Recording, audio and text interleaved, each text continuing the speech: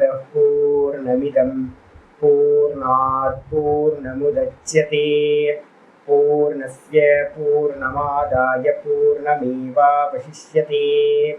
ॐ शान्ति शान्ति शान्तिः।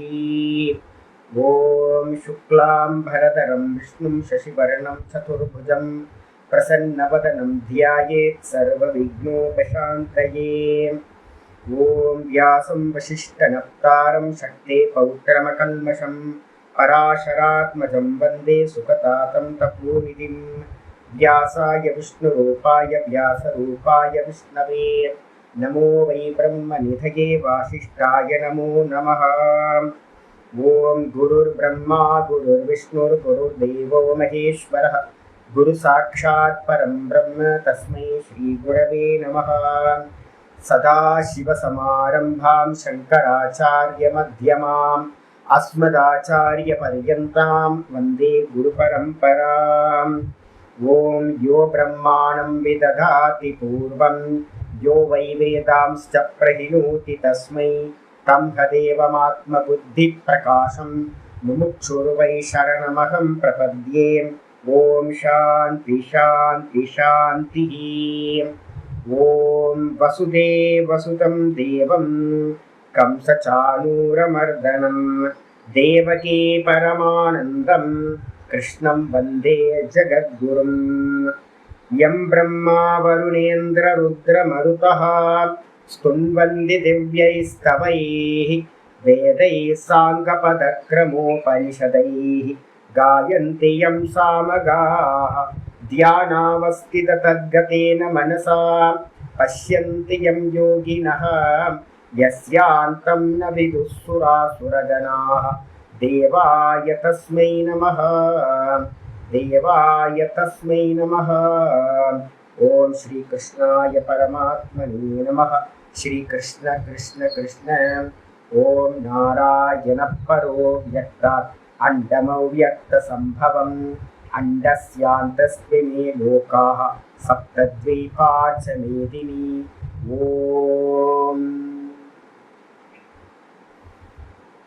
மோட்ச சந்நியாச யோகம். இந்த மோட்ச சந்நியாச யோகத்துல இப்ப பார்த்துக்கிட்டு இருக்கிறது நிஷ்டா பிரகரணம், முக்கியமான பிரகரணம் பார்த்துட்டு இருக்கோம். 49 இருந்து 55 வரைக்கும் இருக்கிற ஸ்லோகங்களுக்கு நிஷ்டா பிரகரணம்னு பேர். மொத்த லைஃப்பும் வந்து பார்த்தீங்கன்னா இந்த நிஷ்டையை அடையிறதுக்காக தான் மொத்த சாஸ்திர பிரவൃத்தியும் நடக்குது. நம்முடைய கடைசி காரியம், இந்த சம்சாரத்துல கடைசி காரியம் இந்த நிஷ்டா பிரகரணம் தான். நிஷ்டையை அடையிறதுனால்தான் மோட்சமானது கிடைக்கும். அப்ப அதுக்காக வந்து பாத்தீங்கன்னா 55வது ஸ்லோகம் வந்து பாத்தீங்கன்னா இந்த நிஷ்டா பிரகரணத்தோட கடைசி ஸ்லோகம். அதை நேற்று ஆரம்பிச்சு நம்ம பார்த்துக்கிட்டு இருக்கோம். பக்தியா மாமபி ஜானாதி யாவான் யஸ்சாஸ்மி தத்வதஹ ததோ மாம் தத்வதோ ஞாத்வா விஷதே ததனந்தரம். பக்தியா மாமபி ஜானாதி அப்படின்னு ரொம்ப முக்கியமான வார்த்தையை சொல்றார். பக்தியினால் மட்டும்தான் என்னை அறிகின்றான். ஏன் அப்படின்னு கேட்டீங்கன்னா, முதல்ல வந்து நம்ம ஏற்கனவே பார்த்துருக்கோம், சித்திம் பிராப்தோ யதா பிரம்ம ததாப்னோதி நிபோதமே அப்படின்னு ஆச்சாரியார் நிஷ்டையை ஆரம்பிக்கும் போதே 49வது ஸ்லோகத்தை சொல்லும் போதே சித்தியை அடைந்தவன் அப்படின்னு சொல்றார். கர்மயோகத்தினால உண்டாகிற சித்தி சமத்துவம். நீங்க கர்மயோகம் பண்ணணும்னாவே என்ன வேணும்? ஈஸ்வரன் வேணும்ல உங்களுக்கு சமர்ப்பணம் பண்றதுக்கு. பிரம்மன் தியாகாய கர்மாணி சங்கம் தெக்வா கரோத்தியக லிப்யதேன சபாப்பேன பத்மபத்திரம் இவாம்பசா அப்படின்னு 5:10 சொன்னது. ஈஸ்வரனுக்கு தான் நீங்க அர்ப்பணம் பண்ணி ஆகணும். அப்போ இப்ப நிறைய பேர் நம்ம பக்தர்கள்னு சொல்லிட்டு இருக்கோம்ல, யாரும் பக்தர்கள்லாம் இல்லை. யார் வந்து உண்மையிலேயே பக்தன் அப்படின்னு கேட்டீங்கன்னா, ஈஸ்வரனுக்காக யாரு பிரீத்திக்காக ஆராதனை பண்றானோ அவன் தான் பக்தன். பிரேம ரூபமா காதலா எவன் பக்தன் பண்றானோ அவன் தான் பக்தன். மற்றவங்க எல்லாம் வந்து பாத்தீங்கன்னா ஆர்த்த பக்தி அர்த்தாதி பக்தியில வந்துடும். வாஸ்தவத்துல பக்தி எது அப்படின்னு கேட்டீங்கன்னா, ஈஸ்வரனுக்காகவே பக்தி பண்றது, எல்லா கர்மங்களையும் ஈஸ்வரனுக்கு சமர்ப்பணம் பண்றது. அப்ப ஈஸ்வரன் வந்துடுறாருல. நீங்க கர்மயோகம் வரும்போதே முதல்ல ஈஸ்வர பக்தி ஒருத்தனுக்கு இருந்தாதான் அவன் கர்ம யோகமே பண்ண முடியும். இல்லைன்னா கர்ம யோகமே சித்திக்காது உங்களுக்கு. அதனால தான் நான் சொல்றேன், இங்க நல்ல பக்தன் ஆகிறதுக்கே நமக்கு வந்து பாத்தீங்கன்னா நிறைய டிராவல் பண்ண வேண்டியிருக்கு. இல்லைன்னா நம்பிக்கை வராது. இல்லை, ஐயோ நம்ம பாட்டுக்கு ஈஸ்வரார்ப்பணம்னு சொல்லிட்டோம் அப்படின்னு நமக்கு எதுவும் கிடைக்காம போயிடுச்சுன்னா என்ன பண்றது, ஒரு டவுட் வந்துடும்ல நமக்கு. நம்ம எல்லாத்தையும் ஈஸ்வரார்ப்பணம் சங்கல்பம் பண்ணாம பண்றோம். சங்கல்பம் பண்ணாம பண்ணணும் அப்படின்னா பகவான் கைவிட்டாருன்னா என்ன பண்றது அப்படின்னு ஒரு டவுட் வந்துச்சுன்னா எவனாவது கர்மயோகம் பண்ணுவானா? யோசிச்சு பாருங்க. அப்ப கர்மயோகத்தோட முதல்ல மூலமே என்ன அப்படின்னா பக்தி. திருடமான ஈஸ்வர பக்தி இருந்தாதான் ஒருத்தன் கர்மயோகத்துக்குள்ளாரையே பிரவேசம் பண்ண முடியும். பகவான் பார்த்துப்பார் அப்படின்ற ஒரு திருட நிச்சயம் ஒருத்தருக்கு இருந்தாதான் நான் பண்ற கர்மங்கள்லாம் ஈஸ்வரார்ப்பணம்னு ஒருத்தனால பண்ண முடியும். அப்ப முதல் ஸ்டெப்லே வந்து பாத்தீங்கன்னா ஏன் கர்மியா இருக்கான் அப்படின்னா பகவானை நம்பல. பகவானை வந்து பாத்தீங்கன்னா நம்பாததுனால இந்த உலகத்துல எப்படி எல்லாமே வந்து நம்ம கர்மத்தினால நம்ம சாதிக்கிறோம் அப்படின்னு நம்ம நினைச்சு பண்றோமோ, வைதிகர்களும் கூட என்ன பண்றாங்க, ஈஸ்வரனை தூக்கி ஓரமா வச்சிடுறாங்க. கர்மமே பலன் கொடுக்கும் அப்படின்னு வந்து பாத்தீங்கன்னா பூர்வ காண்டிகள் வந்து பாத்தீங்கன்னா சொல்றாங்க, கர்மமே போதும், நான் பண்ற கர்மம் அதுவே பலன் கொடுக்கும், ஈஸ்வரன் ஒரு ஆள் தேவையில்லை நடுவுல அப்படின்னு. நிறைய மதங்கள் வந்து பாத்தீங்கன்னா நிரீஸ்வரவாத மதங்களா இருக்கு. அப்ப நம்மளும் வந்து பாத்தீங்கன்னா அந்த அந்த நிலையில இருந்தோம் அப்படின்னா கர்மயோகமே சித்திக்காது சுவாமி. அப்ப சித்தி அடைய முடியாது, சமத்துவத்தை அடைய முடியாது. அப்ப முதல் ஸ்டெப் வந்து பாத்தீங்கன்னா ஒருத்தன் என்ன ஆகணும், இந்த ஆத்தியாத்மிகத்துல உள்ளார நுழையும் போதே வந்து பாத்தீங்கன்னா ஒரு பக்தனாதான் இந்த ஞான மார்க்கத்துக்குள்ளார பிரவேசம் பண்ண முடியும். பக்தன் இல்லாதவனுக்கு என்ட்ரி டிக்கெட்டே கிடைக்காது உங்களுக்கு. பக்தி இல்லாதவனுக்கு கர்மயோகம் சித்திக்காது, கர்மயோகம் சித்திக்காதவனுக்கு உபாசனை சித்திக்காது, உபாசனை சித்திக்காதவனுக்கு நிர்குணத்தை பத்தின ஞானம் சித்திக்காது.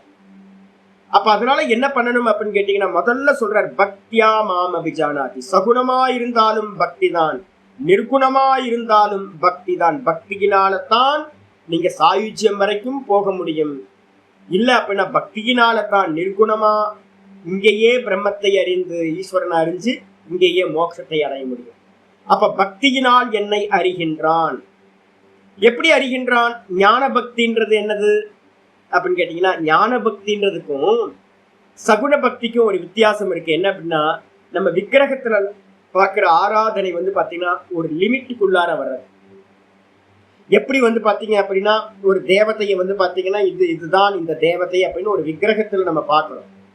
விக்கிரகத்துல பார்க்கும்போது மற்ற இடத்துல இருக்கிற தேவதையை நம்மளால ஸ்வீகாரம் பண்ண முடியாது. ஒன்ன வந்து ஈஸ்வரன் இது பண்றோம். இப்ப நான் ஒரு 10-20 சிலை வச்சிருந்தேன் முன்னாடிலாம். எல்லா சிலைக்கும் பூ வைப்போம், எல்லா சிலைக்கும் நெய்வேத்தியம் பண்ணுவோம், இதெல்லாம் பண்ணுவோம். எங்கேயாவது பூ கம்மியாயிடுச்சு அப்படின்னா உள்ளுக்குள்ளார ஐயோ இந்த சுவாமிக்கு பூ வச்சு இந்த சுவாமிக்கு பூ வைக்கலையே அப்படின்னு நமக்குள்ளார. இதெல்லாம் உங்க வீட்டுல எல்லாத்துக்கும் நடக்கிறது தான். முருகருக்கு வச்சுட்டு விநாயகருக்கு இல்லைன்னா விநாயகருக்கு வச்சுட்டு முருகருக்கு பூ இல்லை அப்படின்னா மனசுக்குள்ளார உடைய குறுகுறுப்பு இருக்கும். ஐயோ நம்ம கண்டுக்காம போறோமோ. சிவபெருமானுக்கு வந்து பாத்தீங்கன்னா பூவை வச்சுட்டு விஷ்ணு பகவானுக்கு வைக்கலன்னா ஐயோ அபச்சாரம் ஏதாவது ஆயிடுமோ அப்படின்னு. அப்ப நம்ம என்ன நினைச்சுக்கிட்டு இருக்கோம் அப்படின்னு கேட்டீங்கன்னா சுவாமின்றது வந்து பாத்தீங்கன்னா இந்த விக்கிரகத்துல மட்டும்தான் இருக்கார் அப்படின்னு சுவாமியை லிமிட் பண்ணி வச்சிருக்கோம். சகுன பக்தி எல்லாமே.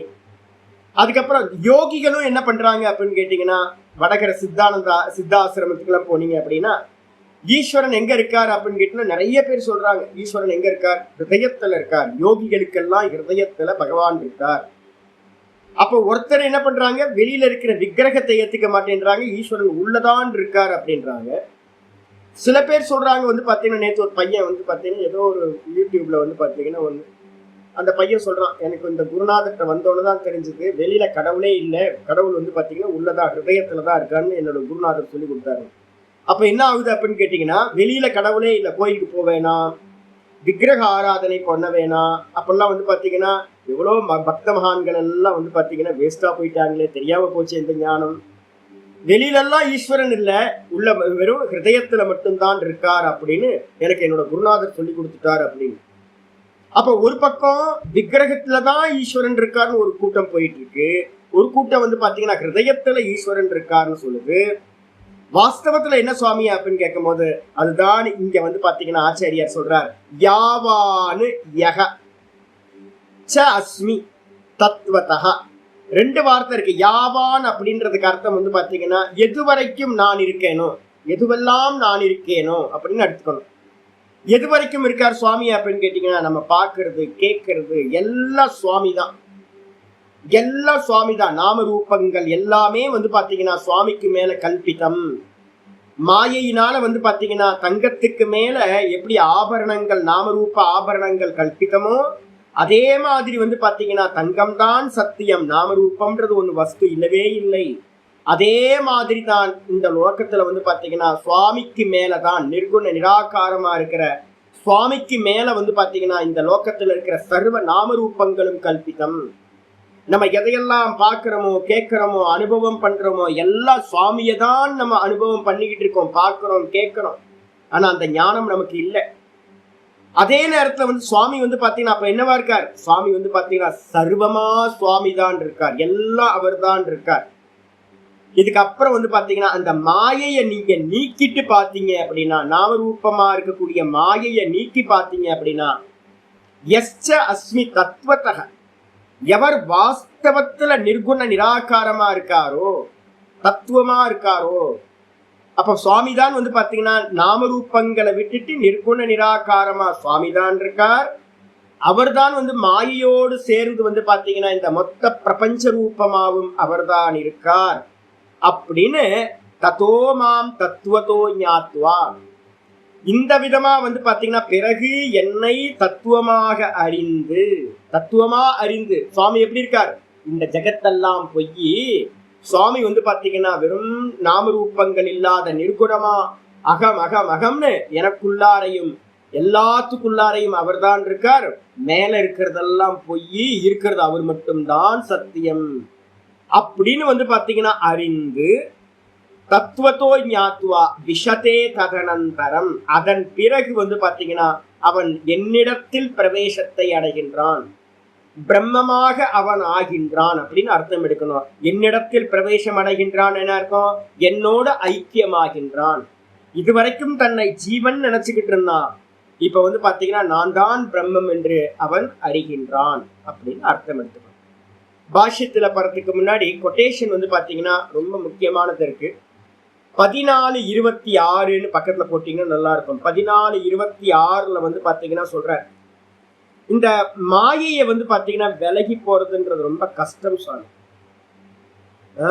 நம்ம ஏற்கனவே பார்த்திருக்கோம்ல, தெய்வீகேஷா குணமயி மமமாயா துரத்தியான்னு போட்டிருக்கு. என்னதான் வந்து பாத்தீங்கன்னா இப்ப கூட நீங்க தங்கத்தை பாத்தீங்கன்னா நாமரூபம் தான் தெரியுமோ இல்லையா, தங்கம் மட்டும் தெரியாது கண்ணுக்கு, மண்ணு தெரியாது, பானை சட்டி தான் தெரியும். அதே மாதிரி நம்ம இந்த உலகத்தை பார்க்கிறோம், இந்த உலகத்தை பார்த்தா எல்லாம் நாமரூபமா தான் தெரியுது. மாயாவோட வைபவம் வந்து அதெல்லாம் மாயா மகாமாயா வந்து பாத்தீங்கன்னா இங்க வந்து டான்ஸ் ஆடிட்டு இருக்காங்க. நமக்கு வந்து பாத்தீங்கன்னா ஒன்றும் பண்ண முடியல, ஹெல்ப்லெஸ்ஸா இருக்கும். நம்ம இந்த மாயையை கடந்து போறதுன்றது, நாமரூபத்தை கடந்து போறதுன்றது முடியவே முடியாது. மம மாயா துரத்தியான்ற என்னுடைய மாயை கடந்து போறதுக்கு அரிதானது. அப்ப என்ன பண்ணணும் சுவாமி அப்படின்னு கேட்டீங்கன்னா ஒரே ஒரு இது சொல்றாரு, மாமேவ ஏ பிரபத்யந்தே மாயாமே தாம் தரந்திதே. ஒரே ஒரு உபாயம், சதா காலமும் மாயையில போய் விஷயங்கள்ல விழாம என்ன பண்ணணும், சுவாமியவே சதா சரணாகதி பண்றவனுக்கு இந்த மாயையை கடந்து போக முடியும் அப்படின்னு சொல்லிட்டார். சரி, அந்த கடந்து போறதுக்கு என்ன சுவாமி பண்ணணும் அப்படின்னா 14வது அத்தியாயம் 26வது ஸ்லோகத்துல வந்து பாத்தீங்கன்னா ஒரு குவாலிட்டி வைக்கிறார். மாம்சயோ அவ்யபிச்சாரேன பக்தி யோகேன சேவதே ச குணான் சமதீத்யைதான் பிரம்மபூயாய கல்பதே. ரொம்ப முக்கியமான ஸ்லோகம். மாம்ச யோ அவ்யபிச்சாரேன பக்தி யோகேன சேவதே. அவ்யபிச்சாரம்னா என்ன அர்த்தம் அப்படின்னா, வியபிச்சாரம் அப்படின்றதுக்கு அர்த்தம் மாறுபடுதல், மாறிட்டே இருக்கிறது. அதே நேரத்துல வந்து மாறாத பக்திக்கு பேரு அவ்யபிச்சார பக்தின்னு பேரு. மாறாத பக்தி, எனக்கு நல்லது பண்ணாலும் கெட்டது பண்ணாலும் எனக்கு என்ன நடந்தாலும் இந்த சரீரத்துக்கோ மனசுக்கோ எது நடந்தாலும் சாமியை விட்டு நான் விலகவே மாட்டேன், சாமியோட சிந்தனையில இருந்து விலகவே மாட்டேன் அப்படின்னு சதா காலமும் வந்து பாத்தீங்கன்னா வேற விஷய சிந்தனை போகாம, வேற விஷய சிந்தனைக்கு போகாம, நிஷ்டைக்கு வந்து ரொம்ப முக்கியமானது. 24/7 வந்து பாத்தீங்க அப்படின்னா என்ன இருக்கணும், க்ஷணம் க்ஷணமும் நான் நான் நான் நான், சுவாமி என்னவா இருக்கார், நான் நானா இருக்கார் அப்படின்னு சதா வந்து பாத்தீங்கன்னா சொரூப அனுசந்தானம் பண்ணிக்கிட்டே இருக்கிறது. அதான் அவ்யபிச்சார பக்தின்னு பேரு. அது மூலமா எவன் வந்து பாத்தீங்கன்னா சேவிச்சுக்கிட்டே இருக்கிறானோ அவனை வந்து பாத்தீங்கன்னா என்ன பண்றான், அந்த யோகியானவன் குணானு சமதீத்யைதான், இந்த குணங்களை எல்லாத்தையும், திரிகுணம் தானே மாயா, அப்ப இந்த 3 குணங்களுடைய மாயையை வந்து பாத்தீங்கன்னா நன்றாக கடந்து செல்கின்றான். பிரம்மபூயாய கல்பத்தே, பிரம்மமாவதற்கு சாமர்த்தியம் உடையவனாகின்றான். அப்ப என்ன பண்ணணும் அப்படின்னா, முதல்ல சகுனத்தை பிடிச்சு பிடிச்சு பிடிச்சு அபியாசம் பண்ணணும். அதுக்கப்புறம் மெதுவா வந்து பாத்தீங்கன்னா நிர்குணத்துக்கு வந்துடணும். சகுனம் தான், சகுனத்தோட அடுத்த ஃபார்ம் தான் நிர்குணம். அப்ப நல்ல சகுனத்தை பிடிச்சு பிடிச்சு பிடிச்சு அதுக்கப்புறம் மெதுவா மெதுவா மெதுவா மெதுவா நாமரூபம் எல்லாம் கீழானது, சுவாமி நானா இருக்காரு அப்படின்னு வெறும் உணர்வுல மட்டும் வந்து நின்றுட்டோம் அப்படின்னா அதான் வாஸ்தவத்துல வந்து பாத்தீங்கன்னா பக்தி, நிர்குண பக்தி ஆயிடும். இதே வந்து பாத்தீங்க அப்படின்னா 11வது அத்தியாயம் 11:54 சொல்ற இந்த பக்தி எப்படி சுவாமி பண்றது அப்படின்னு கேட்கும் போது, பக்தியா துவனன்யா லப்யக சக்யா அகம் ஏவம் விதோர்ஜுன ஞாத்தும் திரஷ்டும் ச தத்துவேன பிரவேஷ்டும் ச பரந்தப. இந்த ஸ்லோகத்துக்கு ரொம்ப கரெக்டானது வந்து பாத்தீங்கன்னா இந்த 11:54 ஸ்லோகம் தான். அனன்ய பக்தி அப்படின்னு பேரு. அப்ப நம்ம பாவனை எப்படி வரணும் அப்படின்னு கேட்டீங்கன்னா, சுவாமி வேறன்னு ஆரம்பத்துல கர்மயோகத்துல நினைச்சோம். கர்மயோகம் பண்ணும் போது சுவாமி எங்கேயோ இருக்காரு, நான் அவருக்கு அர்ப்பணம் பண்றேன் அப்படின்னு. பக்தி யோகம் பண்ணும் போதும் நம்ம என்ன பண்ணோம், உபாசனை பண்ணும் போதும் சுவாமி வந்து பாத்தீங்கன்னா உபாசிய தேவதா, நான் உபாசகன் அப்படின்னு பேதத்தோட பண்ணணும். இங்க ஞான பக்தி வரும்போது, மெதுவா மெச்சூரிட்டி வரும்போது என்ன பண்ணணும் அப்படின்னா, இப்ப நம்ம எல்லாம் பண்ண வேண்டியது, பகவத்கீதை முடிகிற இடத்துக்கு வந்துட்டோம். இனி நம்ம பண்ண வேண்டிய பக்தி என்ன அப்படின்னா 3 ஸ்லோகங்களை நல்லா ஞாபகத்துக்கு வச்சுக்கணும். முதல் ஸ்லோகம் வந்து பாத்தீங்க அப்படின்னா, அகமாத்மா குடாகேஷக சர்வபூதாசயஸ்திதக, எல்லா ஜீவராசிகளோட ஹிருதயத்திலையும் நான் ஆத்மாவா இருக்கேன். அப்ப மனசுல நல்லா வச்சுக்கணும். 10:20 சொல்லப்பட்ட ஸ்லோகம் மனசுல நல்லா வச்சுக்கணும். ஈஸ்வரன் எங்க இருக்கார், எங்கேயோ இல்ல, எல்லா ஜீவராசிகளோட ஹிருதயத்திலையும் வந்து பாத்தீங்கன்னா உள்ளுக்குள்ளார அகம் அகம் அகம் அகம்னு இருக்கார். ஒண்ணு.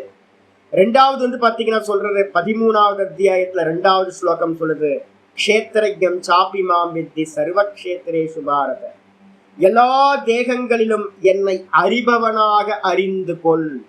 சுவாமி யாரா இருக்கார், அறிபவனா இருக்கார், இந்த தேகத்திலையும் எல்லா தேகத்திலையும். ரெண்டாவது. அப்போ 3வது ஸ்லோகம் சொல்றது என்னன்னு கேட்டீங்கன்னா 18:61 சொல்றது, ஈஸ்வர சர்வபூதானாம் ஹிருத்தேஷே அர்ஜுன திஷ்டதி பிராமயன் சர்வபூதானி யந்திராரூடானி மாயையா. அப்ப வந்து பாத்தீங்கன்னா இந்த 3 ஸ்லோகம் வச்சுங்க. அப்ப என்ன அர்த்தம் கேட்டீங்கன்னா, பகவான் எங்க இருக்கார் அப்படின்னு கேட்டீங்கன்னா எல்லாத்தோட ஹிருதயத்திலையும் இருக்கார். அப்ப எப்படி இருக்கார், நானா இருக்கார், பாக்குறவனா இருக்கார். நான் தானே பாக்குறேன், அந்த பாக்குறேன் நான் தான் சுவாமி. அப்ப அனன்ய பக்தி வந்துடணும் அப்படின்னா அது வந்து குவாலிட்டிலேயே வந்துடும். அதான் இங்க சொல்லிட்டேன். அப்ப வந்து பாத்தீங்கன்னா இந்த இதுல வந்து சொல்லும் போதே சொல்லுது என்னன்னு கேட்டீங்கன்னா, நான்றது பகவான் சொல்லுது. பகவான் தான் நானா இருக்கார், பகவான் தான் உள்ள பாக்குறவனா இருக்காரு இருந்துகிட்டு. நான் தானே பாக்குறேன், ஆமா நான் தான் பகவான். அப்ப பகவானும் உள்ள இருக்கிற பார்க்கின்ற நானும் வேற வேற இல்லை.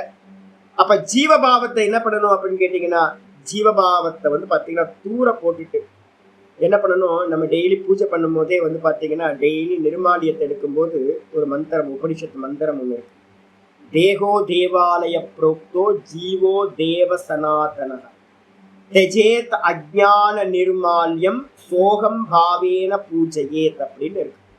டெய்லி சுவாமிக்கு நிர்மாலியத்தெல்லாம் வந்து பாத்தீங்கன்னா எப்படி கிளப்பி நம்ம வந்து பாத்தீங்கன்னா எங்கேயாவது கால்படாத இடத்துலயோ இல்லை நதியிலையோ எங்கேயாவது மரத்தடியிலையோ போட்டுருவோம். கால்படாத இடத்துல பவித்திரமா வந்து பண்ணுவோம். அதே மாதிரி வந்து பாத்தீங்கன்னா இந்த தேகம்தான் தேவாலயம், தேகோ தேவாலய புரோக்தா ஜீவோ தேவ சனாதனக. இந்த தேகத்துல இருக்கக்கூடிய நான் சொல்லிட்டு இருக்கனே, இந்த நான் தான் வந்து பாத்தீங்கன்னா தேவன். அந்த தேவத்தை வந்து பாத்தீங்கன்னா இந்த நான் தான் தேவதா. தெஜேத் அஜ்ஞான நிர்மால்யம். நிர்மால்யம் என்ன சுவாமி அப்படின்னு கேட்டீங்கன்னா, நிர்மால்யம் வேற எதுவுமே இல்லை. நான் ஜீவன், நான் சம்சாரி அப்படின்னு நான் நினைச்சுக்கிட்டு இருக்கேனே, நான் பரமஹம்சானந்தா சம்சாரி சன்னியாசி மண்ணாங்கட்டி புண்ணாக்கு நான் நினைச்சுக்கிட்டு இருக்கேன். என்ன இதான் அஜ்ஞான நிர்மால்யம். அஜ்ஞானம் தான் நிர்மால்யம், ஜீவ புத்தி தான் நிர்மால்யம். அதை தூக்கி வந்து பாத்தீங்கன்னா தெஜேத் அஜ்ஞான நிர்மாலி இதெல்லாம் தூக்கி போட்டுட்டு என்ன பண்ணணும், சோகம் பாவேன பூஜையே, நான் அவனாய் இருக்கின்றேன் அப்படின்னு பாவனா பண்ணு. அகம் பிரம்மாஸ்மின்னு பாவனா பண்ணு. அகம் பிரம்மாஸ்மி அகம் பிரம்மாஸ்மி அகம் பிரம்மாஸ்மி அப்படின்னு சதா காலமும் எனக்குள்ளார இருக்கிறது பகவான் தான் இருக்கார். பகவானுக்கு அந்நியமா எனக்குள்ளார நான் அப்படின்னு ஒரு ஆள் இல்லவே இல்லை அப்படின்னு வந்து பாத்தீங்கன்னா என்ன பண்ணிக்கணும், ஜீவத்துவத்தை வந்து பாத்தீங்கன்னா தியாகம் பண்றதுதான் வாஸ்தவத்துல சரணாகதி. இதான் பக்தி. இந்த பக்தி தான் வந்து பாத்தீங்கன்னா அனன்ய பக்தின்னு பேரு.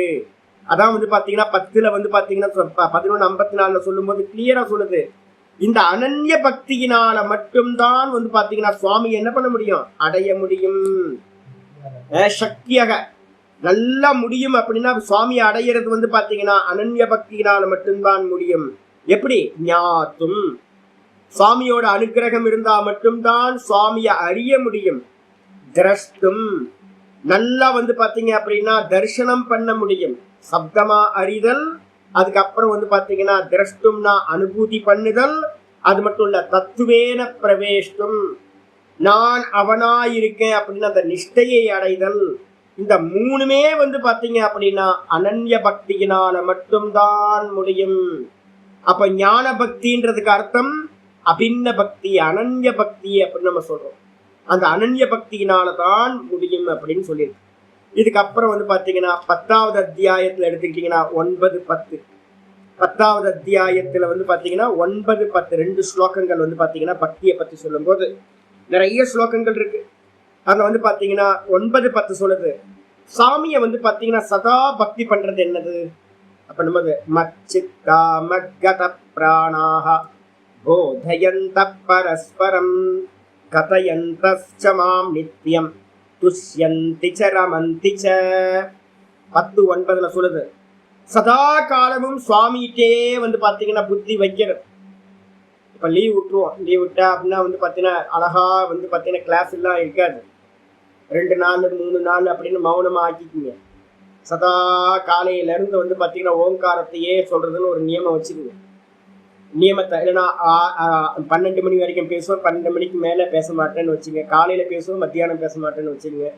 ஏதாவது ஒரு நியமம் வச்சுக்கிட்டு ஃபுல் டைம் வந்து பாத்தீங்கன்னா ஏதாவது ஒரு நாமம், ஓம் நம சிவாய ஓம் நம சிவாய ஓம் நம சிவாய மந்திரமோ, இல்ல ஓம் நமோ நாராயண ஓம் நமோ நாராயண ஓம் நமோ நாராயண மந்திரமோ, இல்ல ஓங்காரத்தையோ சதா வந்து பாத்தீங்கன்னா ஒரு 3-4 மணி நேரம் வந்து பாத்தீங்கன்னா வேற எந்த தாட்டும் வராம ஒரே பிரயத்தனம் இதே பண்ணுங்க. மச்சித்தான்னு பேரு. சதா சுவாமியோட நினைப்பிலேயே இருக்கிறது. மனசை வந்து பாத்தீங்கன்னா முழுசா கொடுக்கறது. மத்கத பிராணாக, மெதுவா மெதுவா லைஃப் வந்து என்ன பண்ணணும், பகவானுக்காகவே என்னோட ஜீவனம்னு ஒப்படைக்கணும். ஜீவனம் வந்து மொத்த ஜீவனமே சுவாமியோட தான், வேற எதுக்காகவும் இல்லை அப்படின்னு ஜீவனத்தையே கொடுக்கறது. போதையந்த பரஸ்பரம், பேசணும் அப்படின்னா இன்னொருத்தட்ட என்ன பேசணும் அப்படின்னு கேட்டீங்கன்னா இந்த விஷயங்களை மட்டும்தான் பேசணும். சாமியை பேசணும், வேற எதையுமே பேசக்கூடாது, வேற எந்த காசிப்பும் இருக்கக்கூடாது. இதெல்லாம் பண்ணிட்டு கதயந்தஸ்ச மாம் நித்தியம், சதா சுவாமிய பத்தியே பேசணும், சதா சுவாமிய பத்தியே மற்றவங்கள்ட்ட போதம் பண்ணணும், மற்றவங்களுக்கு உணர்த்தணும், சதா அவனுடைய சிந்தனையாவே இருக்கணும், ஜீவனத்தையே மூச்சையே அவனுக்காக அர்ப்பணம் பண்ணணும். இது மாதிரி யார் வந்து பாத்தீங்கன்னா அவனிடத்திலேயே இருக்காங்களோ நித்தியம் துஷ்யந்திச்ச ரமந்திச்ச, அவனிடத்திலேயே அவன் சிந்தனையிலேயே ரம்மிச்சிருக்காங்களோ அவங்க என்ன ஆகுறாங்க சுவாமி அப்படின்னு கேட்டீங்கன்னா 10வது ஸ்லோகம் 10:10 சொல்ற, இந்த விதமா சதா காலமும் பக்தி யோகத்தோட சேவிக்கிறவங்க என்ன பண்றாங்க, தேஷாம் சததயுக்தானாம் பஜதாம் பிரீத்தி பூர்வகம் ததாமி புத்தி யோகம் தம் ஏன மாம் உபயாந்தி. ரொம்ப அருமையான ஸ்லோகம் சொல்றார். சததயுக்தானாம், சதா காலமும் தொடர்ந்து என்னிடத்திலேயே இது மாதிரி யோகத்தோடு கூடினவங்களா சதா யுக்தர்களா இருக்காங்களோ, தேஷாம் பஜதாம்னா பிரீத்தி பூர்வகம் பஜதாம், பிரேம பக்தின்னு சொன்னல. எங்கெல்லாம் காமம் வருதோ அப்ப நீங்க என்ன பண்றீங்கன்னா சுவாமி மேல டவுட் பண்றீங்கன்னு அர்த்தம், சந்தேகம் வருதுன்னு அர்த்தம். இருக்கிறது ரொம்ப மோசமான வியாதி எது அப்படின்னா ஒருத்தரை சந்தேகப்படுறது. சாமி நம்மளை பார்த்துக்க மாட்டாரோ அப்படின்னு ஒரு க்ஷணம் தோணுச்சு அப்படின்னா சர்வசக்திமானா சர்வஜரா இருக்கிற ஈஸ்வரனை வந்து பாத்தீங்க அப்படின்னா நம்ம என்ன பண்றோம், சந்தேகம் எவ்வளவு அசிங்கம்னு. சாமியை வந்து பார்த்தீங்கன்னா நம்மளை கைவிட்டுருவாரோ அப்படின்னு ஒரு சந்தேகம் வர்றதுனால தான் நம்ம வந்து பார்த்தீங்கன்னா காமிய கர்மங்கள்ல ஈடுபடுறோம், சங்கல்பம் பண்ணிக்கிறோம். ஏன் சாமிக்கு தெரியாது? சாமிக்கு வந்து பார்த்தீங்கன்னா சகல ஜீவராசிகளுக்கும் எல்லாத்தையும் பண்ற சுவாமிக்கு வந்து பார்த்தீங்கன்னா தெரியாது. எப்படி தெரியாம போகும்? எப்படி தெரியாம போகும்? ஆனந்தமா நம்ம வந்து பார்த்தீங்க அப்படின்னா சர்வஜரா அவரை ஸ்வீகாரம் பண்ணிக்கிட்டீங்க அப்படின்னா சிருஷ்டி ஸ்திதி லயம் நிக்கிரகம் அனுகிரகம்னு வந்து பார்த்தீங்கன்னா எல்லா கர்மத்தையும் பண்ணக்கூடியவருக்கு, அனந்த கோட்டி ஜீவராசிகளையும் பரிபாலனம் பண்ணக்கூடிய அந்த பகவானுக்கு என்ன ஒருத்தரை பத்தி தெரியாம போயிட போதா? அப்ப நம்ம எப்ப வந்து பாத்தீங்கன்னா 100% ஒருத்தர் மேல பக்தி வருதோ அப்ப என்ன ஆயிடும் அப்படின்னு கேட்டீங்கன்னா அவர் பார்த்துப்பா இருப்பார் அப்படின்ட்டு நான் வந்து பாத்தீங்கன்னா எந்த கர்மமும் இல்லாமல் போயிடுவேன். பிரீத்தி பூர்வகம் பஜதா, முக்கியமானது அன்புக்காக மட்டுமே எவன் பக்தி பண்றானோ, அன்பே சிவம் இருக்கிறதுலயே ஒரே ஒரு வார்த்தை தான் அன்பே சிவம் தான். அப்ப வார்த்தை பகவான் எப்படி இருக்காரு அப்படின்னு கேட்டீங்கன்னா வெறும் அன்பா இருக்கார். நீங்க வந்து பாத்தீங்கன்னா அங்க வியாபாரம் பண்ண ஆரம்பிச்சிட்டீங்க அப்படின்னா போச்சு, எல்லாம் போச்சு. கொடுப்பார், கொடுத்துக்கிட்டே இருப்பார், சுத்திக்கிட்டே இருக்க வேண்டியதான் சம்சாரத்தை. அப்ப ஷட் டவுன் ஆகுமா அப்படின்னா சம்சாரம் ஷட் டவுன் ஆகாது. அப்ப என்ன பண்ணணும்? பிரீத்தி பூர்வகம் அப்படின்னா ரொம்ப வந்து பாத்தீங்கன்னா காதலோடு அவரை வந்து யாரு பூஜிக்கிறாங்களோ, சததயுக்தா நாம் சதா பிரேம பக்தி பண்ணிக்கிட்டு அவனுக்காகவே ஜீவனத்தை கொடுத்திருக்காங்களோ அவங்களுக்கு என்ன பண்றாரு சுவாமி தெரியுங்களா? அவங்களுக்கு ததாமி புத்தி யோகம் தம். இதான் ரொம்ப முக்கியமானது. ஒரு குருநாதரை வந்து பாத்தீங்கன்னா எப்பவோ பண்ண புண்ணியம், எப்பவோ பண்ண ஏதோ ஒரு சுவாமியை ஸ்மரணம் பண்ணியிருப்போம். ஒரு குருநாதரை அனுப்பி வச்சு கிரிப்பு கிடைக்குதான்னு பார்க்கலாம் அப்படின்னு ஒரு ஆச்சரியர் அனுப்பி கொஞ்சம் பகவத்கீதை கேள்வி முடிச்சா பிடிச்சிக்கிட்டு மேல வா அப்படின்னு ஒரு சான்ஸ் கொடுப்பார். ஏதாவது ஒரு உபனிஷத்தை கேட்க விட்டுருவார். கேட்க விட்டு பார்க்கலாம், உன்னால முடிஞ்சா பாரு, இல்லைன்னா திரும்ப சுத்து அப்படின்றவார். பத்தாம இருந்துச்சுன்னா நம்ம பண்ண பக்தி பத்தலை அப்படின்னா திரும்ப போய் சம்சாரத்தை சுத்திக்கிட்டு இருக்க வேண்டியதுதான். நல்லா நல்லா பண்ணியிருந்தோம் அப்படின்னா முந்தின ஜென்மங்கள்ல எந்த ஜென்மத்திலையும் பக்தியை நல்லா பண்ணியிருந்தோம் அப்படின்னா சுவாமி என்ன பண்ணுவார்? நல்ல குரு ரூபத்துல வந்து இந்த சாஸ்திரத்தையும் கொடுத்து உள்ளுக்குள்ளார புத்தி யோகம்னா ஞான யோகம், இந்த ஆத்மாவை தெரிஞ்சுக்கிறதுல, சுவாமியோட ஒரிஜினல் ஸ்வரூபத்தை தெரிஞ்சுக்கிறதுல அந்த புத்தியை நமக்கு வந்து பாத்தீங்கன்னா ஞான யோகத்தை அனுகிரகம் பண்றார். ஏன மாம் உபயாந்திதே, எதனால் என்னை அடைவானோ அந்த பக்தி யோகத்தினாலதான் ஞான யோகம் கிடைக்கும். அந்த ஞான யோகத்தினாலதான் வந்து பாத்தீங்கன்னா சுவாமியை உள்ளது உள்ளபடி அறிய முடியும். அதனால வந்து பாத்தீங்கன்னா நான் ஞான யோகத்தை அனுகிரகம் பண்ணுகின்றேன் அப்படின்னு வந்து பாத்தீங்கன்னா சொல்றேன். அப்ப எங்க எடுத்தீங்கனாலும் 12வது அத்தியாயம் அதுல வந்து ஒரு 35 குவாலிட்டி இருக்கு, அங்கேயும் அவ்வியபிச்சார பக்தி. 13வது அத்தியாயத்துல குவாலிட்டி சொல்லும் போதும் அங்கேயும் அவ்வியபிச்சார பக்தி. மாறுபடாத பக்தி, பக்தி மட்டும்தான் ரொம்ப சேஃபஸ்ட் பிளேஸ். ஞானம் கூட இல்லை. ஞானத்துக்கு வந்து பாத்தீங்கன்னா ரொம்ப தூரம் டிராவல் பண்ணணும். அப்ப ஞானத்தை அடையிற முந்தின க்ஷணம் வரைக்கும் வந்து பாத்தீங்கன்னா எதையுமே பிரார்த்தனை பண்ணாம சுவாமிக்காகவே பக்தி பண்ணினீங்கன்னா அதான் பக்தி யோகம். அந்த பக்தியினால மாம் அபிஜானாதி, என்னை அடைகின்றான். பாஷ்யத்துக்கு வந்துரு, பாஷ்யத்தை பார்ப்போம். ஆச்சாரியர் வந்து பாத்தீங்க அப்படின்னா பக்தி சொல்லும் போது சொல்றாரு பக்தியா மாம் அபிஜானாதி. ரொம்ப சிம்பிள். பக்தியினால் என்னை அறிகின்றான். அறிகின்றான்னா எப்படிப்பட்ட எண்ணெய் அப்படின்னு கேட்டீங்கன்னா ஆச்சாரியர் சொல்றார் யாவான். முதல் சப்தம் வந்து பாத்தீங்கன்னா யாவான். யாவான்னா என்ன அர்த்தம் அப்படின்னு கேட்கும் போது அகம் உபாதி கிருத விஸ்தர பேதோ. எல்லா உபாதி என்னது? மாயா உபாதி. அந்த மாயா உபாதி தான் வந்து பாத்தீங்கன்னா என்னது? தங்கம். தங்கத்துக்கு மேல ஏதோ ஒரு ஒர்க் அவுட் ஆகுது, மேஜிக்கு. நம்ம என்ன பண்றோம்? தங்கம் ஒரு பாரா இருந்த தங்கம் என்னவாயிடுச்சு அப்படின்னா மூக்குத்தி, கம்மல், ஒட்டியானம், பிரேஸ்லெட்னு அநேக ஆபரணங்களா ஆயிட்டு.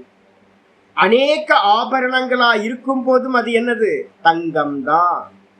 அதே மாதிரி தூக்கத்திலிருந்து நம்ம என்னவா இருந்தோம்? நான் ஒன்றும் அறியவில்லை. அந்த நான் அப்படின்றது தான் சுவாமி. அந்த நான் அப்படின்றது தான் நடுவுல ஒன்னும் தெரியலன்ற மாயா உபாதி. தூக்கத்துல என்ன இருக்கு? மாயா உபாதி. அர்த்தநாரீஸ்வர சுரூபமா சுவாமி மாயையோடு கூடி வந்து பாத்தீங்கன்னா இருக்கார். அப்ப அவர் தான் வந்து பாத்தீங்கன்னா அந்த மாயை தான் தங்கத்துக்கு மேல ஒரு ஆபரணத்தை கிரியேட் பண்ணி நமக்கு காட்டுற மாதிரி இந்த நானுக்கு மேல என்ன பண்ணிடுச்சு அப்படின்னா இந்த ஒன்னும் தெரியலன்ற மாயா என்ன பண்ணிடுச்சு? நான எப்படி பண்ணிடுச்சு? இந்த ஜீவ ஜெகத்தா நமக்கு முன்னாடி வந்து பாத்தீங்கன்னா மாயாஜாலம் பண்ணிடுச்சு. அப்ப எப்படி தங்கம் நாமரூபமா மாறின பிறகு கூட வந்து பாத்தீங்கன்னா தங்கமாவே இருக்கும், அதே மாதிரி பகவான் எப்படி இருக்கார், இந்த மொத்த ஜெகத்தாவும் சுவாமி தான் இருக்கார். சுவாமி கண்ணியமா வேற இல்லை, நானு கண்ணியமா வேற எதுவுமே இல்லை. அப்போ எதெல்லாம் நம்ம பாக்குறோமோ டெய்லி நம்ம வந்து பாத்தீங்கன்னா படிச்சுக்கிட்டு இருக்கோம்ல, எச்ச கிஞ்சித் ஜெகத் சர்வம் திருஷ்யதே சூயதே பிவா அந்தர் பகிஷ்ச தத் சர்வம் வியாபிய நாராயண ஸ்திதா. தங்கம் வந்து பாத்தீங்கன்னா கம்மலுக்கு உள்ளாரையும் கம்மலுக்கு வெளியிலையும் எல்லாமா இருக்கு அப்படின்னு சொல்லலாமா? சொல்ல முடியாது. ஏன் அப்படின்னா கம்மல் தான், கம்மல் மட்டும்தான். ஆனா ஆத்மா எப்படி இருக்கு அப்படின்னு கேட்டீங்கன்னா, ஸ்கிரீன் எடுத்துங்க, ஸ்கிரீன் எப்படி இருக்கு அப்படின்னு கேட்டீங்கன்னா, காட்சி ஹீரோக்குள்ளாரையும் ஸ்கிரீன் தான் இருக்கு, ஹீரோக்கு வெளியிலையும் ஸ்கிரீன் தான் இருக்கு. காமெடியனுக்குள்ளாரையும் ஸ்கிரீன் தான் இருக்கு, காமெடியனுக்கு வெளியிலையும் ஸ்கிரீன் இருக்கு. அசைகின்ற அசையாத எல்லாத்துக்கும் உள்ளாரையும் வெளியிலையும் எல்லாத்துலயும் ஸ்கிரீன் தான் இருக்கு. ஸ்கிரீனுக்கு மேலதான் இந்த காட்சிகள் எல்லாம் தெரியுது. அதே மாதிரி இந்த மொத்த பிரபஞ்சமும் யாருக்கு மேல இருக்கு அப்படின்னா சுவாமிக்கு மேலதான் இருக்கு. அப்போ இதுதான் வந்து பாத்தீங்கன்னா யாரு பண்ண மேஜிக்கு அப்படின்னு கேட்டீங்கன்னா மாயா உபாதி அப்படின்னு பேர். இந்த மாயா உபாதி தான் உபாதி கிருத விஸ்தரபேதோ, மாயினால செய்யப்பட்டு தூக்கத்துல இருந்த ஒரே நான் இப்ப எத்தனை நானும் ஆயிப்போச்சு, இங்க இருக்கக்கூடிய அநேக நான்களா வந்து பாத்தீங்கன்னா ஆயிடுச்சு. கோடிக்கணக்கான ஜீவராசிகள் நான் நான் நான் நான் சொல்லிட்டு இருக்கு. எப்படிங்க அது அப்படின்னா அதான் விசித்திரம், அதான் மாயா. இந்த மாயையினால வந்து பாத்தீங்கன்னா அசைகின்ற அசையாத எல்லா பேதங்களாகும் இந்த ஒரே நான் இப்ப வேக்கப்பானோன இது எல்லாம் ஆயிட்டு. தூக்கத்துல ஒண்ணுமே இல்லைல்ல, தூக்கத்துல ஒண்ணுமே இல்லை, நான் மட்டும்தான் இருந்தேன், வேற எதுவுமே இல்லை. அப்ப ஒண்ணுமில்லாதது வந்து பாத்தீங்கன்னா அந்த மாயா உபாதியினால என்ன ஆயிடுச்சு, அநேக ரூபங்களை அடைந்தது. இது இந்திரோ பகுரூபமீயத்தே புருரூபமீயத்தே மந்திரம் சொல்லுது. என்னன்னு கேட்டீங்கன்னா இந்திரன் வந்து மாயாபிகி புருரூபமீயத்தே, இந்திரன் சொல்லக்கூடிய ஈஸ்வரன் என்னவானார் அப்படின்னா மாயையினால அநேக ரூபத்தை அடைந்தார் அப்படின்னு சொல்லுது. ஒரே ஆள் தான் அநேக ரூபத்தை அடைஞ்சிருக்காரு. எதனால? மாயையினால. ஆனாரா உண்மையிலேயே தங்கம் ஏதாவது ஆபரணங்கள் ஆச்சா அப்படின்னா தங்கம் ஆபரணங்கள் ஆகவே இல்லை சாமி, தங்கம் தங்கமாவே தான் இருக்கு. அப்ப கம்மல் முக்குத்தி எல்லாம் வெறும் கல்பித்தம், வெறும் கல்பனா மட்டும்தான், அவித்யா கல்பனா. ஆமா, எல்லாம் வந்து பாத்தீங்கன்னா சுவாமிக்கு மேல இருக்கிற எல்லாம் வந்து பாத்தீங்கன்னா அவித்யாவோட விகாசம் தான். இதெல்லாம் சுவாமி தான் வந்து பாத்தீங்கன்னா சத்தியமா இருக்கார். அப்ப இது எல்லாத்தையும் எப்படி பார்க்கணும்? ஞான பக்தி வந்தவர் என்ன பண்ணணும்னு கேட்டா, நான் எதையெல்லாம் பார்க்கணும் அதெல்லாம் எது அப்படின்னா ஈஸ்வரன் தான் அப்படின்றத பார்க்கணும், பிரம்மம் தான் இருக்கு அப்படின்னு பார்க்கணும். இதான் வந்து பாத்தீங்கன்னா முதல் பாட்டு யாவான் அப்படின்னு. அதுக்கு அடுத்தது சரி உண்மையா சுவாமி அப்படின்னு கேட்டீங்கன்னா எஸ்ச அகம், மேலும் நான் எவ்விதமானவன் என்று. எவ்விதமானவன்னா என்ன அர்த்தம்? வாஸ்தவத்துல ஒண்ணு வந்து நாமரூபமா இருக்கிறது வந்து அபரபாவம்னு பேரு, இதெல்லாம் நாமரூபத்தோடு சேர்ந்து இருக்கிறது. வாஸ்தவம் சுவாமி என்ன அப்படின்னு கேட்டீங்கன்னா எங்க சுவாமி சொல்லி கொடுக்கிறார், முதல்ல விராட் உபாசனை பண்ணு. விராட் உபாசனை தான் ஆரம்பிக்கணும். ஒரு விக்கிரகத்துல பண்ணிட்டு இருக்கியா? ஆமா விக்கிரகத்துல பண்ணிட்டு இருக்கேன். அது சரியில்லை, உன்னோட புத்தி லிமிட்லயே இருக்கு. அப்ப என்ன பண்ணு, விராட் உபாசனைக்கு வா. என்ன அப்படின்னா ஈஸ்வரன் தான் இந்த லோகத்துல இருக்கிற சர்வமா இருக்கார் அப்படின்னு நாம் பார்க்கறதெல்லாம் ஈஸ்வரன் தான், ஈஸ்வரனோட அவயவங்கள் தான் அப்படின்னு வந்து பாத்தீங்கன்னா பாரு, விராட்டா பாரு ஈஸ்வரன். எல்லா தேவதைகளுக்கும் விராட் ரூபம் இருக்கு. நீங்க எந்த தேவத்தை எடுத்தாலும் வந்து பாத்தீங்கன்னா விராட் ரூபம் இருக்கு. அந்த விராட் ரூபத்துல வந்து பாத்தீங்கன்னா அந்த பிரபஞ்சமே சுவாமியோட தேகம் அப்படின்னு நினைச்சிட்டு பக்தி பண்ணு. அப்ப என்ன ஆகும், உன்னோட பக்தி லிமிட்ல இருந்து அன்லிமிட்டுக்கு போயிடும். இதான் ரொம்ப முக்கியமானது. அதுக்கப்புறம் எங்க சுவாமி சொன்னார், என்னப்பா அப்படின்னா இல்ல இல்ல பண்ணிட்டே இருக்க சுவாமி, போதும் போதும் நிப்பாட்டு, இதெல்லாம் நாமரூபம், இதெல்லாம் கல்பனா, இதெல்லாம் பொய். என்ன பண்ணு, பார்க்கப்படுவதெல்லாம் பொய், பார்க்கிறவன் தான் சத்தியம்னு என்ன பண்ண நேர்த்தி பண்ணு அப்படின்னு சொல்லி கொடுத்தார்.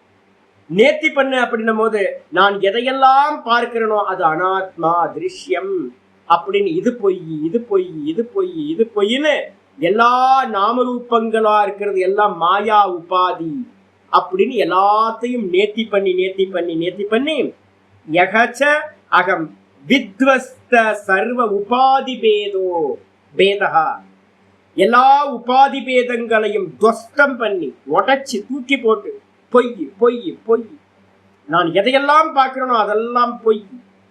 தூக்கத்துல பாத்தீங்கன்னா நான் ஒன்றுமில்லாமல் தானே இருந்தேங்க, ஒண்ணுமே இல்லையே. இப்ப இதெல்லாம் தெரியுது. அப்ப இதெல்லாம் தெரியுது அப்படின்னா மாயானால தெரியுது, இது எல்லாம் உண்மை இல்லை அப்படின்னு பார்க்கிறது எல்லாம் பொய் பொய் பொய்ன்னு உபாதிகளை எல்லாத்தையும் பாத்தீங்கன்னா துவஸ்தம் பண்ணி துவம்சம் பண்ணி பாத்தீங்கன்னா கடைசியில யாரு மிச்சம்? யாரு இருப்பா? உத்தம புருஷர். மிச்சம் யாரு இருப்பா? நம்ம டெய்லி தூக்கத்துல அவரோட தான் போய் ஒண்ணு இணையிறோம். உத்தம புருஷனோட தான், அந்த பரமஹம்சானந்தான்ற காலையில கேரக்டரோட இருக்கவே. நான் சன்னியாசி அது இதுன்னு என்னென்னவோ சொல்லிட்டு இருக்கோம் நம்ம. நான் கிரகஸ்தன், நான் சன்னியாசி, நான் பாப்பி, நான் புண்ணியாத்மா. எவனா இருந்தாலும் பாத்தீங்கன்னா தூக்கத்துல போனோன்னு சுவாமியோட நமக்கு ஐக்கியம் உண்டாகுது. டெய்லி சுவாமியோட சதாசம் பண்ணோம் ததாபவதி மந்திரம் சொல்லுது. டெய்லி நம்ம சுவாமியை பாத்தீங்கன்னா அடைகின்றோம். ஆனா பாத்தீங்கன்னா நடுவுல மாயா இருக்கு. அதே நேரத்துல ஜாகிரதத்துல உட்கார்ந்துக்கிட்டு பாத்தீங்கன்னா எல்லாத்தையும் நேத்தி நேத்தி நேத்தி பண்ணிக்கிட்டே போனீங்கன்னா எப்படி தூக்கத்துக்குள்ளார நம்ம போறோமோ தெரியாம லயத்துக்கு போயிடுறோம். அதையே தெரிஞ்சு ஒவ்வொன்றுத்தையா தியாகம் பண்ணிக்கிட்டே போனீங்கன்னா மிச்சம் யார் இருப்பா? வெறும் நான் மட்டும், ஒரிஜினல் நான். அந்த ஒரிஜினல் நான் இருக்கும் போது அதுக்கு பேர் தான் உத்தம புருஷன் அப்படின்னு பேரு. அந்த உத்தம புருஷன் எப்படிப்பட்டவன்? ஆகாச கல்பக. ஆகாச கல்பம்னு என்ன அர்த்தம்? அன்லிமிட்னு அர்த்தம். இப்ப நம்ம தூக்கத்துல எப்படி அன்லிமிட்டா இருக்குமா லிமிட்டா இருக்குமா? அங்க ஒரே ஒரு பரிச்சேதம் பண்ணக்கூடியது, லிமிட் பண்ணக்கூடியது ஒன்னும் தெரியலன்ற மாயா மட்டும்தான் இருக்கு. வாஸ்தவத்துல பாத்தீங்கன்னா அங்க டைம் இல்ல, ஸ்பேஸ் இல்ல, மேட்டர் இல்ல, வேற எந்த வஸ்துக்களும் இல்லாம தூக்கத்துல இருக்கு. அன்லிமிட்டா இருக்கும் நம்ம தூக்கத்துல. அதேதான் பாத்தீங்கன்னா எல்லா உபாதிகளையும் நேர்த்தி பண்ணதுக்கு பிறகு மிச்சம் யார் இருப்பான்னா அன்லிமிட்டா ஏக்கமே அத்விதீயமா ஆகாசத்துக்கு சமமா, ஆகாச கல்பகா, ஆகாசத்துக்கு சமமா இருக்கக்கூடிய தம் மாம் அந்த எண்ணெய் யார் இருக்கா? உள்ள சுவாமிதான் இருக்கார், நானா இருக்கார். அந்த நானா இருக்கக்கூடிய எண்ணெய் அத்வைத்தம் எல்லாம் நேர்த்தி பண்ணதுக்கு பிறகு ரெண்டா இருந்தது எல்லாம் நேர்த்தி பண்ணியாச்சு. அப்ப மிச்சம் என்ன இருக்கும்? வெறும் ஏக்கமேவ அத்விதீயம், ஒரே ஒரு அத்வைத்த தத்துவமா, ரெண்டு இல்லாத ஒன்றானதா.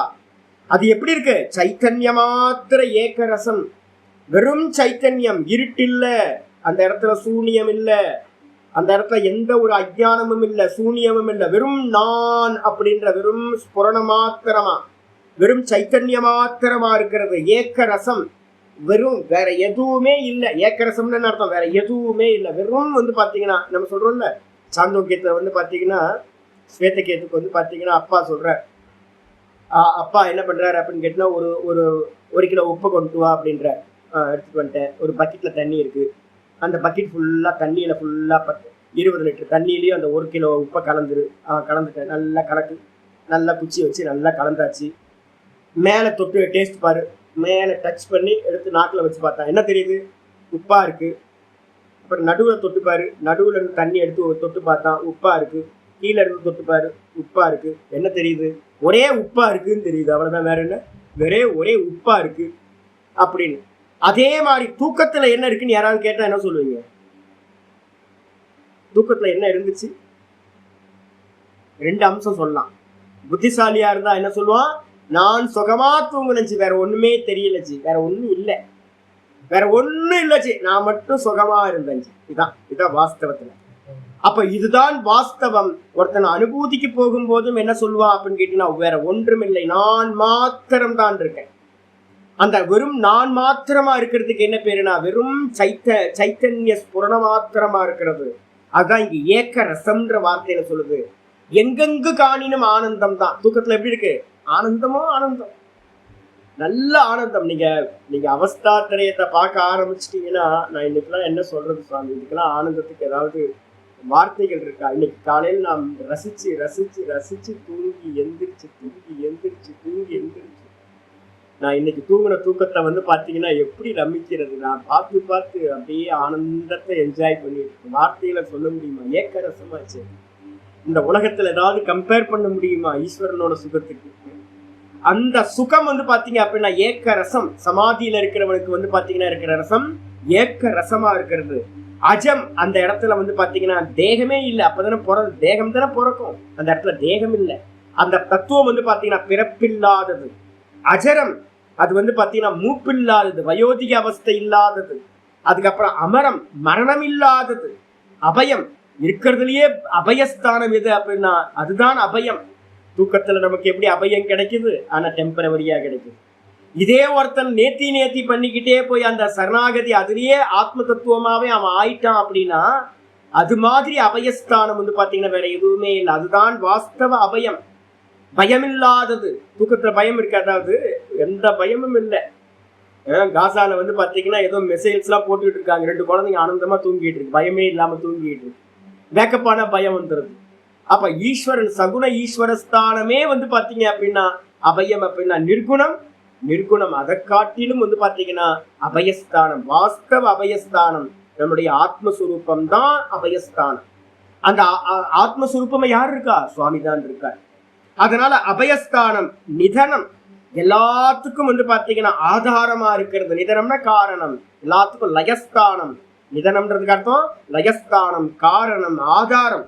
அப்படிப்பட்டதை வந்து பாத்தீங்கன்னா அப்படிப்பட்ட என்னை தத்துவத்தக அபிஜானாதி, தத்துவமா அறிகின்றான். அதனால்தான் நம்ம சொல்லுவோம் என்னன்னு கேட்டீங்கன்னா, ஒரு ஸ்டெப்ஸ் வந்து பாத்தீங்கன்னா நான் ஈஷாவாசியம் படிச்சு கொடுக்கும் போதே உங்களுக்கு ஆரம்பத்திலேயே ஃபர்ஸ்ட் 2 உபநிஷத்துலயே சொல்லிடுவோம்.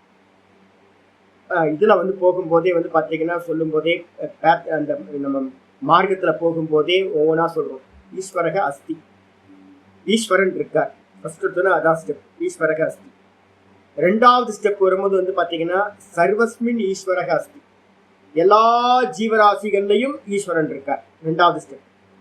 3வது ஸ்டெப் வந்து வரும்போது வந்து பாத்தீங்கன்னா ஏகையேவ ஈஸ்வரக அஸ்தி, எல்லா ஜீவராசிகளையும் வந்து பாத்தீங்கன்னா சர்வஸ்மின் ஏகையேவ ஈஸ்வரக அஸ்தி, எல்லா ஜீவராசிகள்லையும் ஒரே ஒரு ஈஸ்வரன் தான் இருக்கார். அதுக்கு அடுத்த ஸ்டெப் 4வது ஸ்டெப் வரும்போது சொல்றோம் ஈஸ்வரே சர்வம் அஸ்தி, ஈஸ்வரன் இடத்துல ஆத்மனி சர்வம் அஸ்தி. ஈஸ்வரன் சொல்லுங்க இல்ல ஆத்மான்னு சொல்லுங்க. ஈஸ்வரன் இடத்துல ஆத்மாவின் இடத்துல வந்து பாத்தீங்கன்னா எல்லாம் இருக்கு. ஈஸ்வரன் ஸ்கிரீன் மாதிரி இருக்க. அப்ப 4வது ஸ்டெப்.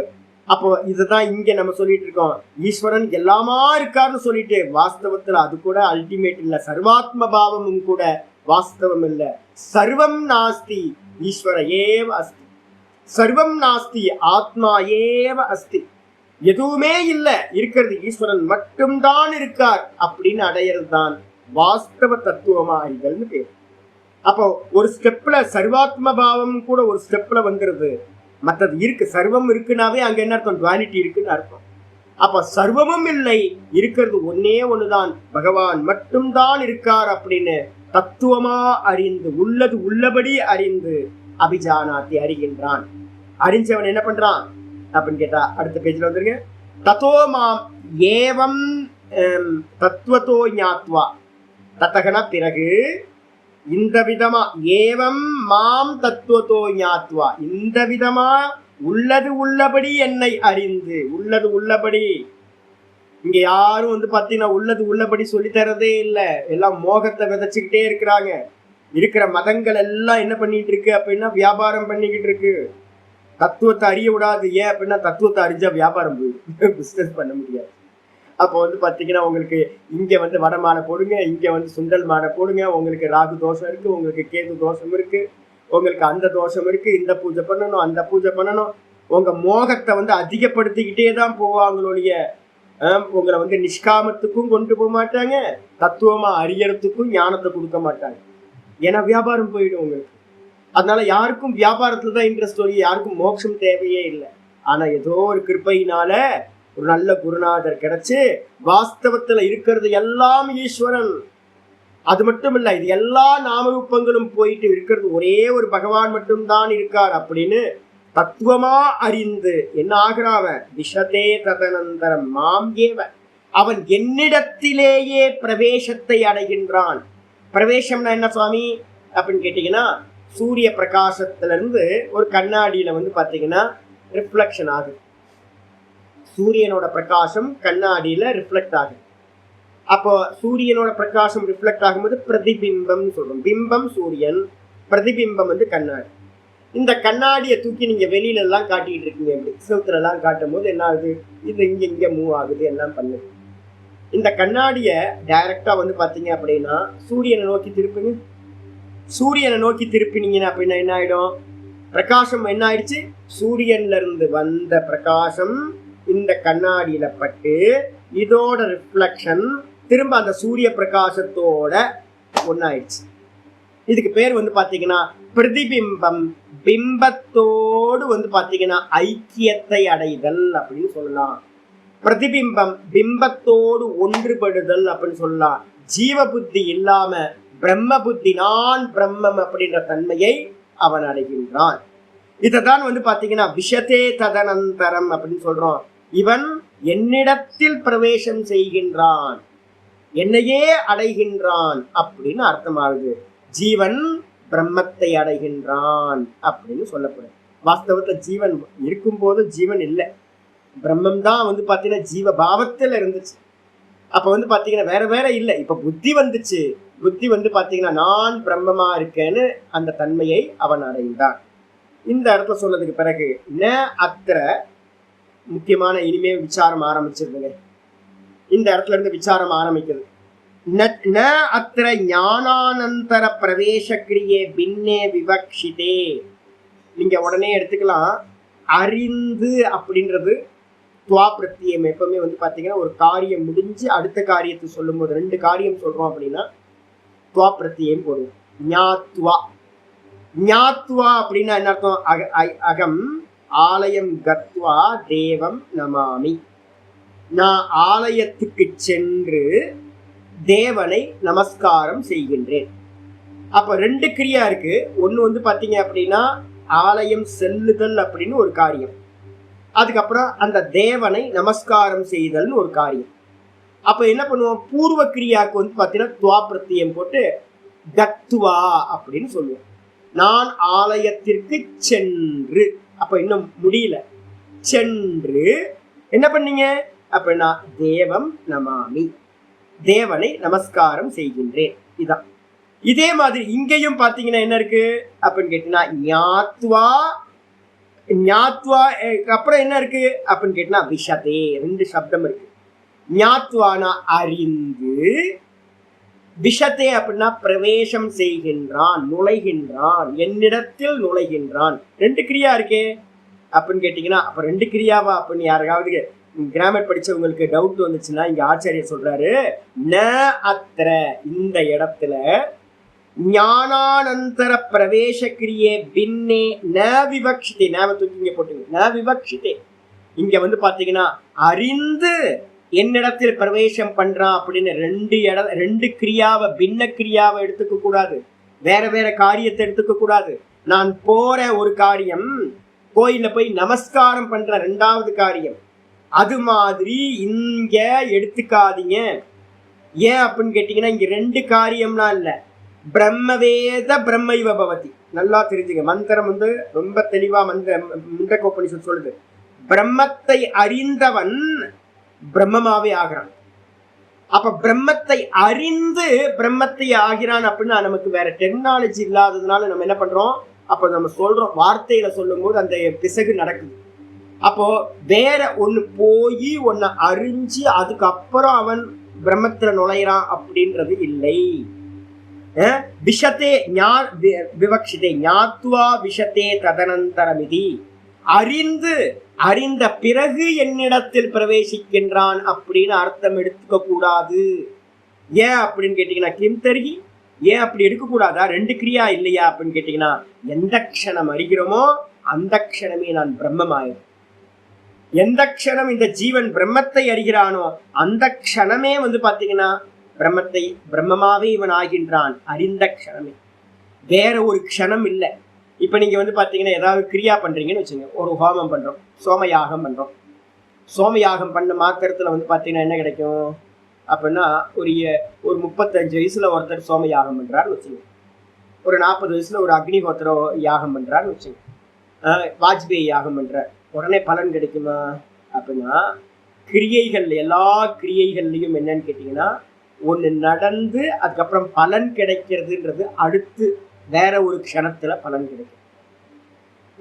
யாகங்கள்லாம் பண்ணினீங்க அப்படின்னா யாகத்தை பூர்ணாகுதி கொடுத்த உடனே டும் டக்கு அப்படின்னு சொர்க்கத்துக்கு போயிட மாட்டீங்க. அதுக்கப்புறம் ஒரு 20-30 வருஷம் 40 வருஷம் வந்து பார்த்தீங்கன்னா இந்த உலகத்தை வாழ்ந்து அதுக்கப்புறம் இறந்த பிறகுதான் நீங்க சொர்க்கத்துக்கு போக முடியும். அப்ப வந்து பாத்தீங்கன்னா எந்த கர்மத்தோட பலனும் கர்மத்தை பண்ணி அதுக்கு அப்புறம்தான் வந்து பாத்தீங்கன்னா பலன் கிடைக்கும். கர்மமா இருக்கட்டும் உபாசனையா இருக்கட்டும், இந்த ரெண்டுத்தோட பலனும் ஒரு காரியம் பண்ணி அந்த காரியம் வேற ஒரு காலத்துல பலனாக நமக்கு உண்டாகும். 30 நாள் வேலை செஞ்சோம் அப்படின்னா 31வது நாள் சம்பளம் கொடுப்பாங்க. காலையில இருந்து வேலை செஞ்சோம்னா ஈவினிங்ல பேமெண்ட் கிடைக்கும் டெய்லி வேஜஸ்க்கு.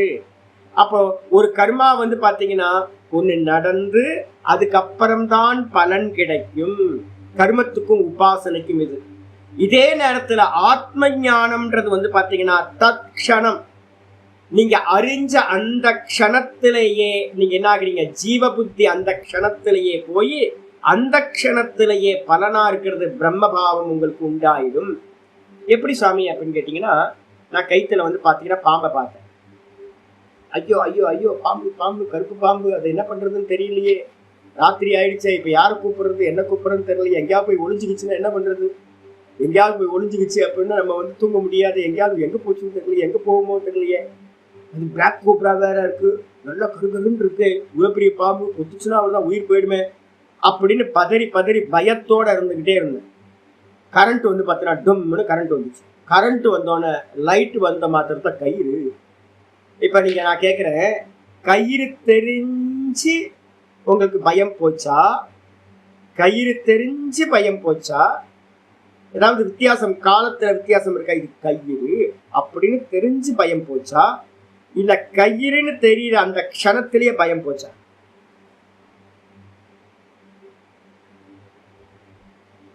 அந்த க்ஷணம். அதாவது நம்ம சொல்லுவோம் ராமன் வந்த இடமும் காமன் சென்ற இடமும் ஒரே புள்ளி. எந்த க்ஷணத்துல ராமன் வந்தானோ அந்த க்ஷணத்திலேயே காமன் போயிட்டான். எந்த க்ஷணத்துல வந்து பாத்தீங்கன்னா வெளிச்சம் வந்துச்சோ, வெளிச்சம் வந்த சமயமும் கயிறு தெரிஞ்ச சமயமும் வேற வேறையா? வெளிச்சம் வந்து கயிற்றுல தெரிஞ்ச பாம்பு போய் அதுக்கு அடுத்தது வந்து பாத்தீங்கன்னா கயிறு தெரிஞ்சது. 3 காரியம் நடந்துச்சா? 3 காரியத்துக்கும் கேப் இருக்கு. அதாவது லைட் வந்துச்சு, பாம்பு போச்சு, கயிறு தெரிஞ்சு, எனக்கு பயம் போச்சு. மொத்தம் எத்தனை காரியம் இருக்கு? 4 காரியம். இது 4 காரியமும் என்னது? லைட் வந்துச்சு, அந்த க்ஷணத்திலேயே பாம்பு போச்சு, அந்த க்ஷணத்திலேயே கயிறு தெரிஞ்சது, அந்த க்ஷணத்திலேயே என்னுடைய பயம் போச்சு. எல்லாம் ஒரே க்ஷணம் தானே, வேற வேற க்ஷணம் இருக்கா? இதே மாதிரி தான் வந்து பாத்தீங்கன்னா நான் ஜீவன் அப்படின்ற எண்ணம் எந்த சமயத்துல நான் பிரம்மானுபூதின்னு தஸ்மின் திருஷ்டே பராவரை, எப்போ அந்த பிரம்மத்தை அனுபூதி பண்றனோ அந்த க்ஷணத்திலேயே ஜீவபாவம்ன்ற பாம்பு போயிடுச்சு. அந்த ஜீவபாவம் போன மாத்திரத்திலேயே வந்து பாத்தீங்கன்னா பயம், சம்சார பயம் எல்லாம் நாசமாயிடுச்சு. அந்த க்ஷணத்திலேயே இவன் முக்தனும் ஆகின்றான், விடுதலை அடைந்தவன் ஆகின்றான். அப்ப என்ன அர்த்தம்னா, ஆத்ம ஞான விஷயத்துல வந்து பாத்தீங்கன்னா எந்த க்ஷணம் அறிகிறோமோ அந்த க்ஷணத்திலேயே பலனும் உண்டாகுது. சொர்க்கத்துக்கு போவேனா, பிரம்மலோகத்துக்கு போவேனா, மோட்சம் அடைகிறதுக்கு இங்கேயே முக்தி. இதுதான் இந்த இடத்துல வந்து பாத்தீங்கன்னா ஆச்சாரியர் சொல்றாரு, கிம்தர்கி, ஏன் உடனே 2 கிரியா இல்லையா அந்த இடத்துல அப்படின்னா, ஏன் அவ்வாறு அப்படின்னு கேட்டா பாஷிகர் சொல்றாரு, பல அனந்தர பாவ ஞான மாத்திரம் ஏவ பலானந்தர அபாவ, வேற ஒரு பலன் இல்லை, பல அனந்தர அபாவ. அனந்தரம்னா அந்நிய பலம்னு அர்த்தம், பலானந்தரம்னு என்ன அர்த்தம்? அந்நிய பலம்.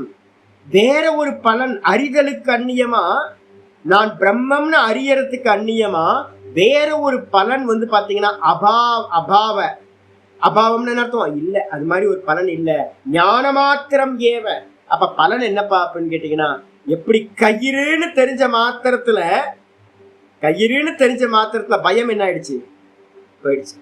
அப்ப ஒரே க்ஷணத்துல கயிறுன்னு தெரியல, அந்த க்ஷணத்திலேயே பயம் போயிடுச்சு. தனியா பயம் போகல, அதுக்கப்புறம் பயம் போகல. 10 நிமிஷம் கழிச்சு கயிறுன்னு தெரிஞ்சதுக்கு அப்புறம் 10 நிமிஷம் கழிச்சு பயம் போகல. லைட் வந்ததுக்கு அப்புறம் 10 நிமிஷம் கழிச்சு பாம்பு போகல. பாம்பு போனதுக்கு அப்புறம் 10 நிமிஷம் கழிச்சு கயிறு தெரியல. கயிறு தெரிஞ்சு 10 நிமிஷம் கழிச்சு வந்து பாத்தீங்க அப்படின்னா பயம் போகல. எல்லாமே என்னது? ஒரே க்ஷணம். ஞான மாத்திரம். கயிறுன்னு தெரிஞ்ச அந்த க்ஷண மாத்திரத்திலேயே பாம்பு போச்சு, பயம் போச்சு. அப்ப பலன் எது? பயம் போகுதல் தான் வந்து பாத்தீங்கன்னா பயன், பிரயோஜனம். அந்த பிரயோஜனம் அறிந்த மாத்திரத்திலேயே சம்பவிக்குது. அதே மாதிரி நான் பிரம்மம்னு எந்த க்ஷணம் அறிகின்றானோ அந்த க்ஷணத்திலேயே பலன் உண்டாயிருது, சம்சார நிவர்த்தி உண்டாயிருது. அதுக்கப்புறம் வந்து பாத்தீங்கன்னா சம்சார நிவர்த்தி, முக்தி அப்படிலாம் பின்னாடி நடக்கிறது. அதனால்தான் சொல்றான் பிரம்ம வேத பிரம்ம யுகபவதி. பிரம்மத்தை அறிந்தவன் பிரம்மமாவே ஆகின்றான். பிறகுலாம் இல்ல, எங்கேயோ போயிலாம் இல்ல, அந்த க்ஷணமே அப்படின்னு சொல்லியாச்சு. எப்படி சொல்றீங்க அப்படின்னா 13:2 வந்து பாத்தீங்கன்னா கிருஷ்ண பரமாத்மா சொல்றார், க்ஷேத்ரஜ்யம் சாபி மாம் வித்தி இது உக்தத்வாத். அந்த இடத்துல 13:2 வந்து பாத்தீங்கன்னா சொல்லுது, ஏ அர்ஜுனா, எல்லா ஜீவராசிகள்லையும் அறிபவனாக என்னை அறிந்து கொள். எல்லா ஜீவராசிகள்லையும் இருக்கின்ற அறிபவனாக என்னை அறிந்து கொள். கேள்வி வரும், எல்லா ஜீவராசியும் என்னோட எனக்குள்ளார வந்து பாத்தீங்கன்னா யார் அறியறா? அறிபவனா என்னை அறிந்து கொள் அப்படின்னா இப்ப எனக்கு கேள்வி வருது, யார் அறியறா உள்ள இருந்து? நான் தானே அறியறேன். நான் தான் அறியறேன். கண்ணு மூலமா பாக்குறேன், காது மூலமா கேட்கிறேன், மனசு மூலமா சிந்திக்கிறேன், புத்தி மூலமா அறியறேன். எல்லாத்தையும் எக்ஸ்பீரியன்ஸ் நான் தானே எல்லாத்தையும் அறியறேன். அப்ப அறிபவனை வந்து பாத்தீங்கன்னா அறிபவனாக என்னை அறிந்து கொள்ள அப்படின்னா நான் யார் அறிந்து கொள்ள? உள்ள யாரு? அப்போ 2 பேர் இருக்குமா? ஆமா, 2 பேர் இருக்கும். ஒண்ணு வந்து பாத்தீங்கன்னா இந்த உபாதிகளோட எந்த ஒரு சம்பந்தமும் இல்லாம ஒரு நான் உள்ள, இந்த தேகம், மனசு, புத்தி, இந்திரியம் எதோடையும் சம்பந்தம் இல்லாம ஒரிஜினல் நான். அதான் தூக்கத்திலேயே இருக்கிறது. தூக்கத்துல தேகம் இல்லாம இருக்குல்ல அந்த நான்.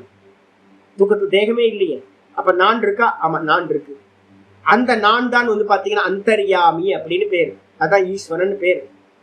அந்த நான் வந்து பாத்தீங்கன்னா காலையில வேக்கப் ஆகும்போது என்ன ஆகுது? இந்த மாயா என்ன பண்ணுது? தேகாதி எல்லாத்தையும் கிரியேட் பண்ணுது. புத்தி, மனசு, இந்திரியம் எல்லாத்தையும் ப்ரொஜெக்ஷன் பண்ணுது.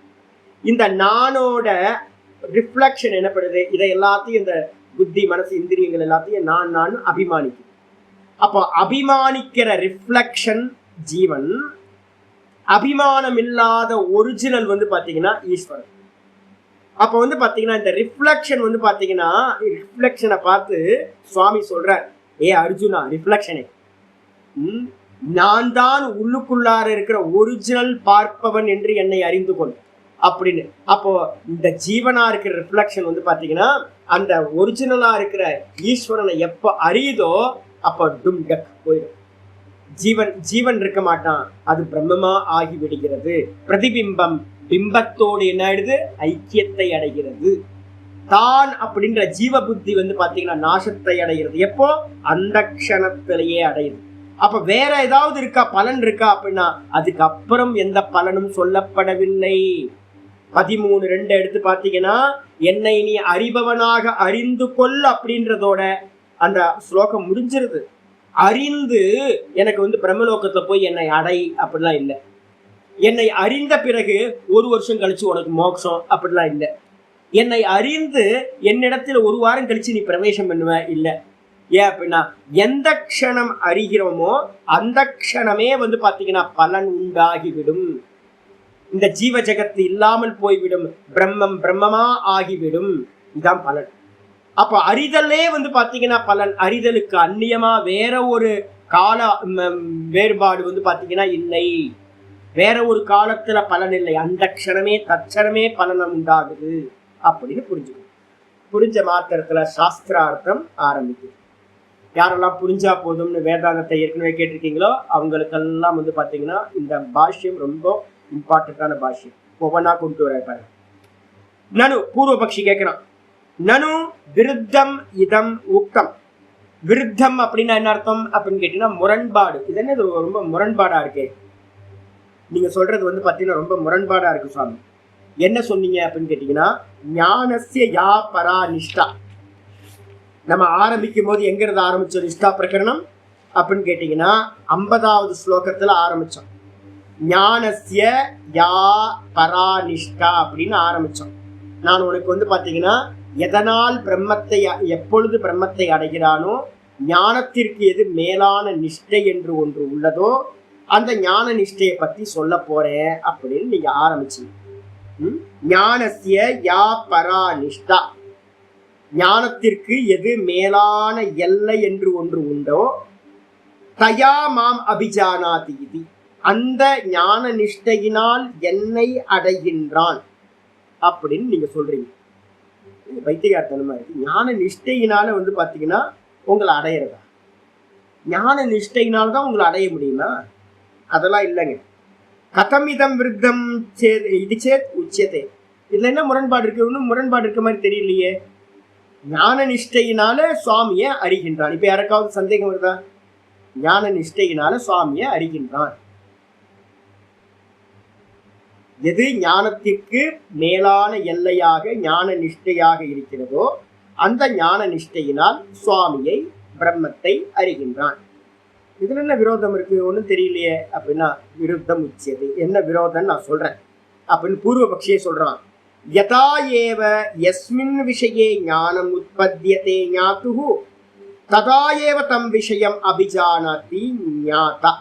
இப்ப நான் வந்து பாத்தீங்கன்னா எனக்கு முன்னாடி வந்து பாத்தீங்கன்னா ஒரு செல்போன், இது ஒரு விஷயம் இருக்கு. யதா ஏவ எப்படி அப்படின்னு கேட்டீங்கன்னா யஸ்மின் விஷயம். இப்ப நான் இது என்னது? செல்போன், சாம்சங் செல்போன் வந்து கையில வச்சிருக்கேன். இதுல வந்து பாத்தீங்கன்னா கீழே எழுதிருக்கு சாம்சங் அப்படின்னு எழுதிருக்கு. அப்ப வந்து பாத்தீங்கன்னா யதா ஏவ யஸ்மின் விஷயம், யதானா எப்பொழுது, எப்பொழுது வந்து பாத்தீங்கன்னா ஒரு விஷயத்தை வந்து பாத்தீங்கன்னா ஞானம் உற்பத்தியத்தை, எப்படி ஞானம் உற்பத்தி ஆகும்? கண்ணால நான் பார்க்கிறேன், பார்த்த மாத்திரத்துல இது என்ன விஷயம் அப்படின்னு தெரியுது, இது செல்போன் தெரியுதா? இது என்னது அப்படின்னு கேட்டா நீங்க எல்லாம் என்ன பண்ணுவீங்க? சாமி கையில என்ன வச்சிருக்கீங்க அப்படின்னா செல்போன் தெரியுதா? ஆமா. இப்ப ஞானம் வந்துருச்சா இல்லையா உங்களுக்கு? செல்போன் அப்படின்றது ஞானம் வந்துருச்சு இல்ல? செல்போன் தானே ஞானம். ஆப்ஜெக்ட் வந்து பாத்தீங்கன்னா செல்போன். மலையை பார்க்குற மலை, புஸ்தகத்தை பார்க்குற புஸ்தகம், டேபிளை பார்க்குற டேபிள், கிருஷ்ணனை பார்க்குற அவர் கிருஷ்ணர், இவன் ராமன் அப்படின்னு ஒவ்வொருத்தரையா வந்து பார்த்தீங்கன்னா பார்த்த மாத்திரத்தை தெரியுது. ஸ்மெல் பண்ணோன்னே இது வந்து செண்பகப்பு ஸ்மெல், இது மல்லிகை ஸ்மெல், இது சாண்டல்வுட் ஸ்மெல் தெரியுது. கேட்டோனே தெரியுது ஆட்டோ போகுது, இது கிளி கத்துது, இது காக்கா கத்துது, சப்தம் கேட்குது எனக்கு. அப்போ ஒரு விஷயத்தை வந்து பார்த்தீங்கன்னா யஸ்மின் விஷயே ஞானம் உற்பத்தியதே, எந்த விஷயத்துல சென்ஸ் ஆர்கன்ஸ் மூலமா ஒரு இன்ஃபர்மேஷன் நமக்கு உள்ளார உண்டாகுதோ, ஞானம் உண்டாகுதோ, ஞானம் உற்பத்தியத்தை ஞாத்துகு அப்படின்னா அறிபவனுக்கு ஒரு ஞானம் உண்டாகுது. எனக்கு இந்த 5 சென்ஸ் ஆர்கன்ஸ் மூலமா விஷயம் வந்து பார்த்தீங்கன்னா உள்ள போனோடனே எனக்கு ஞானம் உண்டாயிடுது. உண்டான மாத்திரத்தை ததாயேவ தம் விஷயம் அபிஜானார், அந்த க்ஷணத்திலேயே அவன் என்ன பண்றான்? இந்த கண்ணு காது மூக்கு வாயி இன்ஃபர்மேஷனை கொண்டு போய் புத்திக்கு கொடுத்த அந்த க்ஷணத்திலேயே அறிபவன் என்ன பண்றான்? புத்தியில வந்து அறிபவன் இருக்கான். அகங்காரம் நம்ம சொல்றோம் பாத்தீங்களா? புத்தியில அறிபவன் இருக்கான்.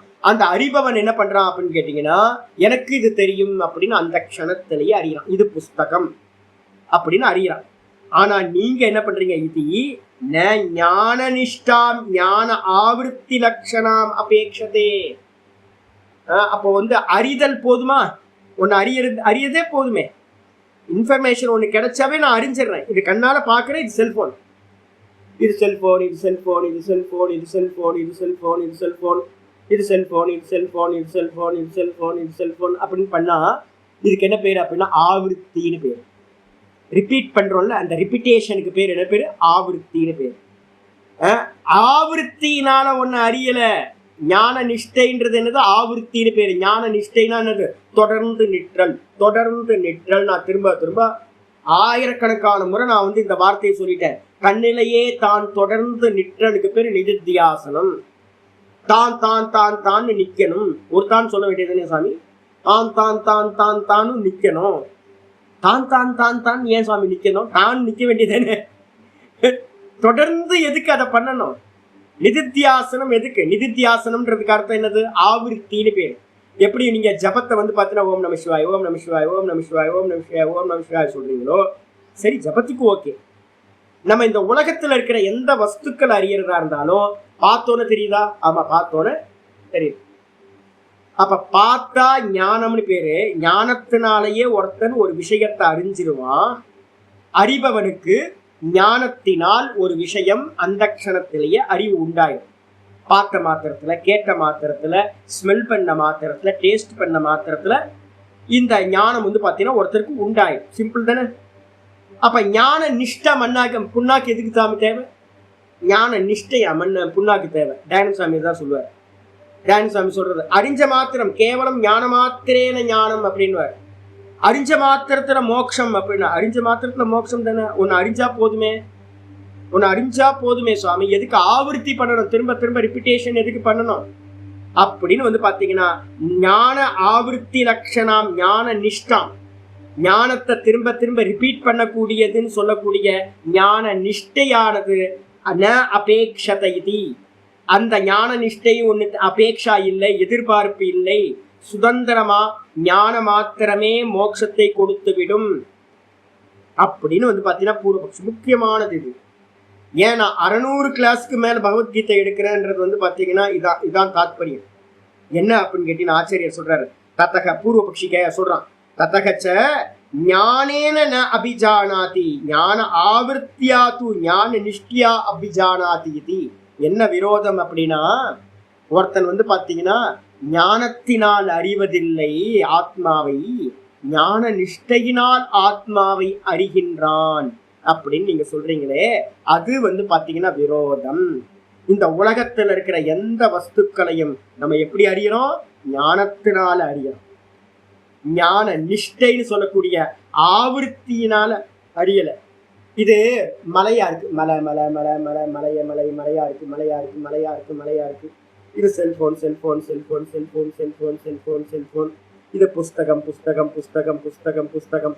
அவர் கிருஷ்ணர் கிருஷ்ணர் கிருஷ்ணர் கிருஷ்ணர், இவர் ராமர் ராமர் ராமர். இப்படியா நம்ம ஒவ்வொருத்தையும் அறியும்? இது மாதிரி 1000 முறை ரிப்பீட்டேஷன் பண்ணாதான் ஒருத்தரை தெரிஞ்சுக்க முடியும்னு ஏதாவது இருக்கா? என்ன மலையை பார்த்தோன்னு மலை தெரியுதா? ஞானம், மலைன்ற ஞானம் உண்டாகுதா? ஆமா. கிருஷ்ணனை பார்த்தோன்னே கிருஷ்ணன் தெரியுதா? ஆமா, கிருஷ்ணன். இவன் ஞானம் உண்டாகுதுல்ல, இவன் கிருஷ்ணன் இவன் கிருஷ்ணன் இவன் கிருஷ்ணன் 1000 முறை 100 முறை சொன்னாதான் இவனுக்கு வந்து பாத்தீங்கன்னா இவனை பத்தின ஞானம் உண்டாகுன்னு நமக்கு ஏதாவது இருக்கா? இல்லைல்ல. அப்ப எந்த ஒரு விஷயமும் ஞானத்தினால தான் நம்ம அறியற மொழிய, ஞான நிஷ்டை அப்படின்றது தேவையில்லை. ஆனா நீங்க இங்க என்ன சொல்லியிருக்கீங்க? ஞான நிஷ்டையினால தான் என்னை அறிகின்றான் அப்படின்னு நீங்க 50வது ஸ்லோகத்துல சொல்லியிருக்கீங்களே, இது விரோதம் சுவாமி அப்படின்னு சொன்னோன முக்கியமான விஷயத்த ஆச்சாரியார் ஆரம்பிக்கிறார். அப்படி சொன்ன மாத்திரத்துல ந ஏஷ தோஷ, அடுத்த பேஜ் வந்துருங்க. இதுல எந்த ஒரு தோஷமும் இல்லையப்பா. ஏன் அப்படின்னு கேட்டீங்கன்னா முக்கியமா 3 விஷயம் இருக்குப்பா. சிரவணம், மனனம், நிதித்தியாசனம். என்ன சிரவணம் மனனம்? ஆச்சாரியர் சொல்றார் ந ஏஷ தோஷம், இதில் எந்த ஒரு தோஷமும் இல்லை. முதல் ஸ்டெப் என்ன அப்படின்னு கேட்டீங்கன்னா, நீங்க பிரத்யக்ஷமா இருக்கிற விஷயம் இருக்குல்ல, நீங்க உலகத்துல இருக்கிறதெல்லாம் பிரத்யக்ஷம்.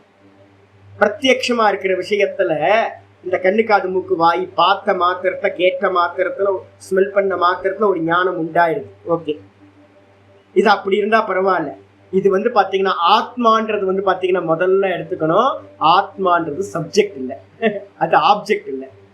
நீங்க ஆப்ஜெக்ட அறிஞ்ச மாத்திரத்துல உங்களுக்கு ஞான நிஷ்டை தேவையில்லை, அறிஞ்ச மாத்திரத்துல ஞானம் உண்டாயிடும்.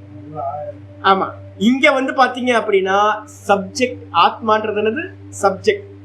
இது வரைக்கும் நமக்கு ஃபோக்கஸ் எங்க இல்லை அப்படின்னு கேட்டீங்கன்னா, வெளியிலேயே ஃபோக்கஸ் பண்ணிக்கிட்டு இருக்கோம். சப்ஜெக்ட் பக்கம் வந்து பாத்தீங்கன்னா நமக்கு ஃபோக்கஸே இல்லை. நானை பத்தி ஃபோக்கஸ் யாருக்குமே இல்லை. நானுக்கு வெளியில இருக்கக்கூடியது எல்லாத்தையும் நான் பார்க்கிறேன், எல்லாத்தையும் வெளியிலேயே பார்க்கிறேன். உள்ள ஒரு ஒரிஜினல் சுவாமி வந்து பாத்தீங்கன்னா உள்ள சிம்மாசனம் போட்டு ஹிருதயத்துல உட்கார்ந்து இருக்கார். நம்ம ஹிருதயத்திலேயே அந்தர்யாமியா சுவாமி இருக்கார், அவர்தான் நான்.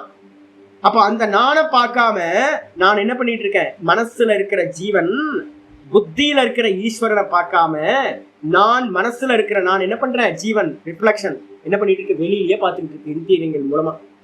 இப்ப என்ன பண்ணணும் சுவாமி அப்படின்னு கேட்டீங்கன்னா 3 காரியம் பண்ண வேண்டியிருக்கு சொல்றாரு.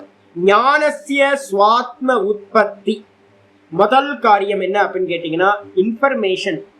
நம்ம சொல்றோம்ல எஃப்ஐஆர் அப்படின்னு நம்ம சொல்லுவோம், ஃபர்ஸ்ட் இன்ஃபர்மேஷன் ரிப்போர்ட் அப்படின்னு.